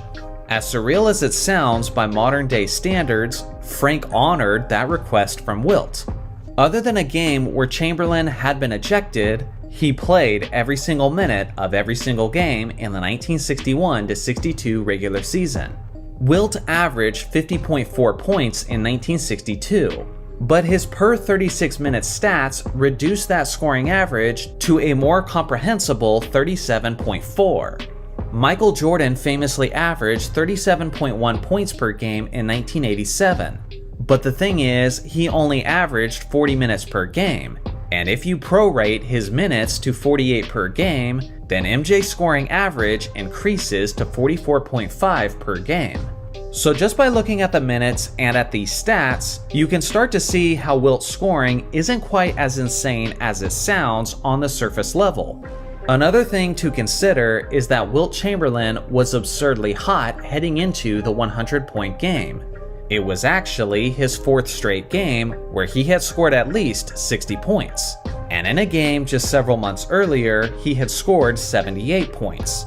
At the time, many writers were starting to speculate that he might eventually score 100 points. So although it was amazing, it wasn't really the most surprising thing to happen in basketball. Now here's the other thing. Wilt allegedly scored 100 points against the New York Knicks on March 2nd, 1962 in Hershey, Pennsylvania. The Knicks were one of the worst teams in the league defensively, as they were allowing roughly 120 points per game. But as bad as the Knicks were on defense, they were even worse the night that Wilt was going up against them. You see, the Knicks' usual starting center that season was a 6'10 player in his 6th year, named Phil Jordan. According to reports, Phil had been out partying the night before and was vomiting prior to tip-off. Because of this, Phil sat out of that game. This means that Wilt was going up against the Knicks' backup center, Darrell Imhoff. Darrell was 6'10, but he was also a skinny second-year player who wasn't accustomed to defending starting centers, let alone Wilt Chamberlain. Seeing how Wilt always played 48 minutes, he was gonna be guarded by the backup of the backup. When Darrell Imhoff went to the bench, the player who then had to defend Wilt was a 6'9 rookie forward, Cleveland Buckner. So again, when you consider that the Knicks sucked defensively, the starting center was out, and Wilt was spending a large portion of the game up against an undersized rookie who was out of position, then yeah, it's not really surprising that this happened to be the night that he allegedly scored 100 points. Some will say that the craziest and most suspicious part is that he went 28 of 32 from the free throw line. At first glance, yeah, that looks really odd, coming from a player who's a career 51% foul shooter. But here's the thing. Bad free throw shooters getting in a good rhythm is not something completely unheard of. Shaq was also one of the worst free throw shooters in NBA history, and in 3 games of his career, Shaq made at least 12 free throws without missing any. Giannis isn't a tremendous free throw shooter either, yet he's gone 17 of 17 from the line twice in his career. It's also worth mentioning that Wilt was an extremely streaky and inconsistent free throw shooter. Sometimes he would be solid, and sometimes he would be terrible. One season of his career, he shot 38% from the free throw line, and on another, he shot 61%. His inconsistencies were so confusing that he eventually started visiting a therapist to help him with his foul shooting. Knowing this history about Wilt, and knowing that other terrible foul shooters have had amazing nights from the line, it isn't all that shocking that he went 28 of 32 on the best night of his career. So again, this all isn't as crazy as it sounds. So let's press on. Point number 2. The game not being filmed was actually quite normal. To put it simply, the NBA was not very popular in the 1960s. Sure, some games were on television, but those were usually NBA playoff games with a tape delay. This game, on the other hand, was just a monotonous regular season matchup involving one decent and one terrible team. Back then, technology was nowhere close to what it is today. Nobody had smartphones, and very few people even had cameras. For the people who had cameras, they weren't usually some small and compact packages back then, but they were actually quite large and expensive, especially when they were filming video. Ask yourself this: how many full-length Wilt Chamberlain games can you find on YouTube that are older than 1967? If you can find any, I'm willing to bet that 99% of them were playoff games. For goodness sake, we don't even have all of Michael Jordan's games on film from his rookie season. Try to find his first regular season game against the Portland Trailblazers. You can't. I know this because I recently made a video about it. And Jordan was a rookie 2 decades after the 100 game took place. Acting like it's some sort of conspiracy that we don't have the footage of a routine regular season game in 1962 is just silly. Point number 3, the era of America they played in. Players like Bill Russell and Wilt Chamberlain have spoken at length about their experiences as a black player in the NBA in the 1960s. If someone made up a 100-point performance, why would they do that? You're telling me that a league that was owned by white men, with white viewers of the game in the 1960s, lied on behalf of a black man? Yeah, I don't see how that makes any sense. Something else to consider is how the NBA would want this game to be on film. What benefit does the league have by not having footage of the greatest scoring performance in its history? Why would they make that up? If anything, they might stage the performance with a scripted outcome. That way, they have it on film to draw interest to the sport. But the fact that they don't have any footage at all probably drives the league office crazy. And I'm sure they wish Kobe's 81 was actually the top scoring performance. That way, they can monetize it and promote it as such. Point number 4, the credibility of the eyewitness. According to reports, roughly 4,000 people were in the arena when Wilt Chamberlain scored 100 points. But what almost no one ever mentions is the official statistician. This is Harvey Pollock, and he is in the Hall of Fame. Harvey passed in 2015, but before that, he worked as an official NBA statistician for over 60 years. At the time the game took place, Harvey was in the building as the game's statistician. He was a writer for the Philadelphia Inquirer and for the Associated Press. He is the one who tracked Wilt's stats, and he's also the one who handed Wilt a piece of paper with 100 written on it. And he's the man behind the camera who snapped the most iconic photo in basketball history. If there is anyone with the credibility to provide a trustworthy box score, it's Harvey Pollock. Point number 5, the radio broadcast. A lot of people who claim this never happened because it wasn't on film usually don't know that we actually have the fourth quarter's audio of the radio broadcast. You can listen to snippets of this audio on YouTube where the game is described in detail. Here's an audio clip of the moment Wilt scored 100. 167 to 146. Now let's see if they found somebody quick. Rodgers throws long to Chamberlain. He's got it. He's trying to get up. He shoots. No good. The rebound, Luckenbill. Back to Chamberlain. He shoots up. No good. In and out. The rebound, Luckenbill. Back to Rucklick. Into Chamberlain.